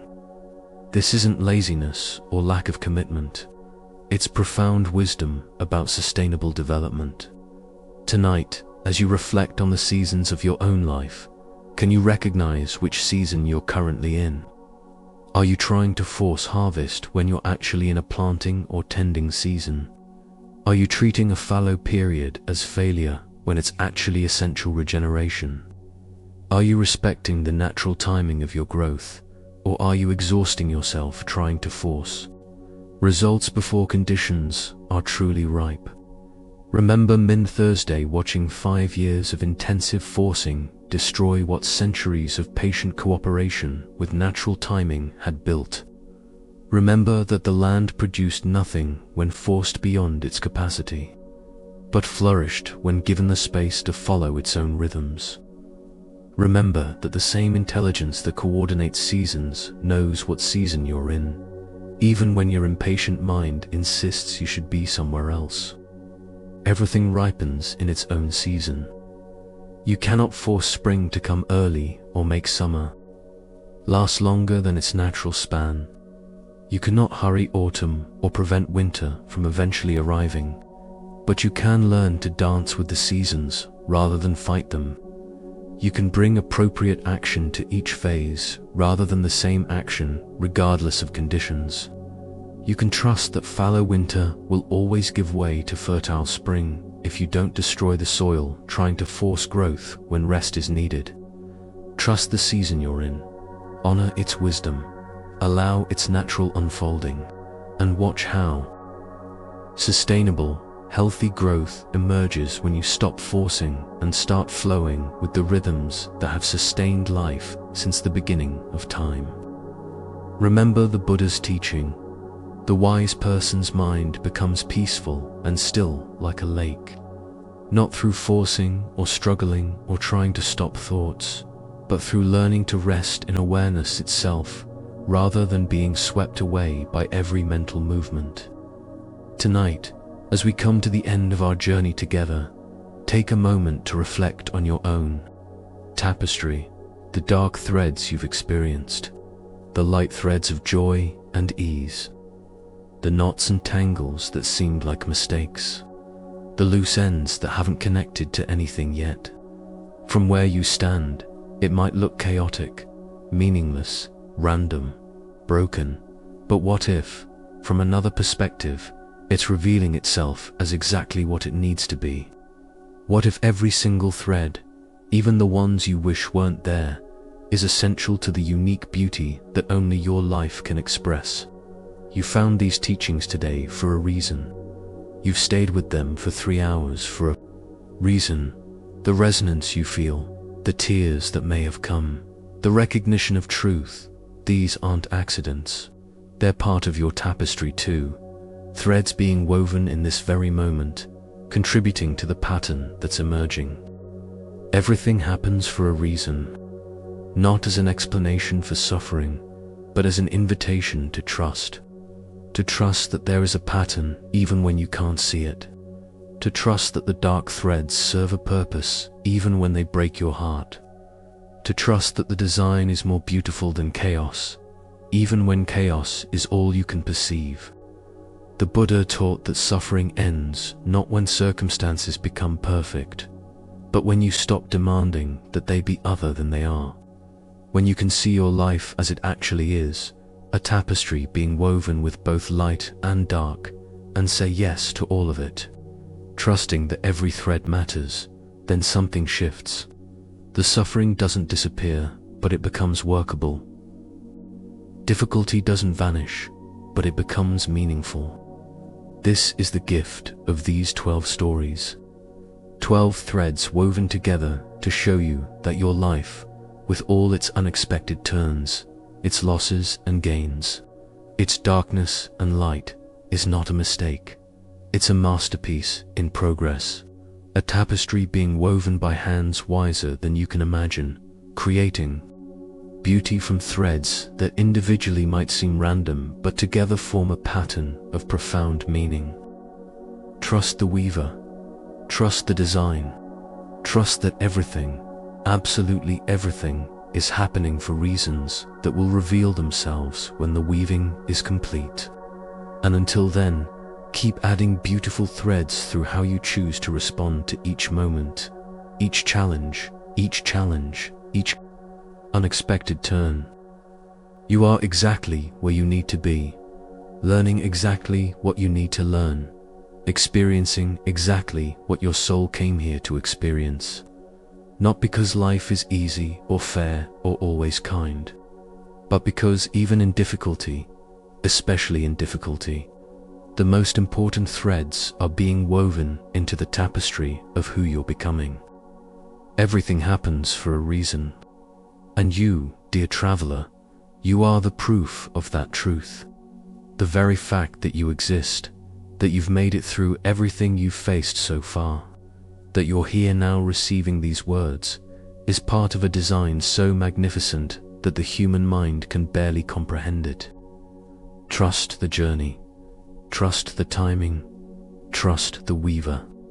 And when you can, add threads of beauty even in darkness, knowing that they too are being woven into the grand tapestry of a life lived with courage, faith, and the deep understanding that nothing, absolutely nothing, happens by accident. The Buddha once said, "Three things cannot be long hidden: the sun, the moon, and the truth." Your life's meaning might be hidden now, obscured by your limited perspective. But like the sun that rises every morning without fail, that meaning will reveal itself in its own perfect time. Until then, rest in this knowing. You are held by an intelligence that never makes mistakes, guided by a wisdom that sees what you cannot, loved by a universe that is weaving your story, with both light and dark threads, into something more beautiful than you can imagine. Everything happens for a reason. Trust that truth, live into it, and let it carry you home to the recognition that you have always been, you are now, and you will always be exactly where you belong. May you rest deeply tonight, knowing that every thread of your life has meaning. May you wake tomorrow with trust in the design you cannot yet see. May you walk forward with faith that the weaver knows what she's doing, even when the tapestry looks like chaos from where you stand. And may you never forget that you are not alone in this weaving. Every soul is a thread in the great tapestry of existence, and together we are creating something infinitely more beautiful than any of us could create alone. Everything happens for a reason, and that reason, always, is love discovering itself through every form, every experience, every joy and sorrow, weaving it all into the most magnificent expression of what it means to be alive. Welcome home. You've been here all along. The journey was simply helping you remember. Rest now. The weaving continues, even in your sleep. And tomorrow, when you wake, you'll add new threads to your tapestry through how you choose to greet the day. Trust the process, trust the timing, trust the truth that brought you here. Everything happens for a reason, and you, beautiful soul, are that reason expressing itself in human form, discovering its own meaning, one thread, one moment, one breath at a time. The Buddha's final words were, "All conditioned things are impermanent. Strive on with diligence," but perhaps we can add, strive on with trust. Trust that every impermanent moment is being woven into permanent meaning. Trust that your temporary struggles are creating eternal wisdom. Trust that the tapestry, when complete, will reveal a beauty that makes every dark thread worth it. You are loved, you are guided, you are exactly where you need to be. Everything happens for a reason, and now, finally, you understand why.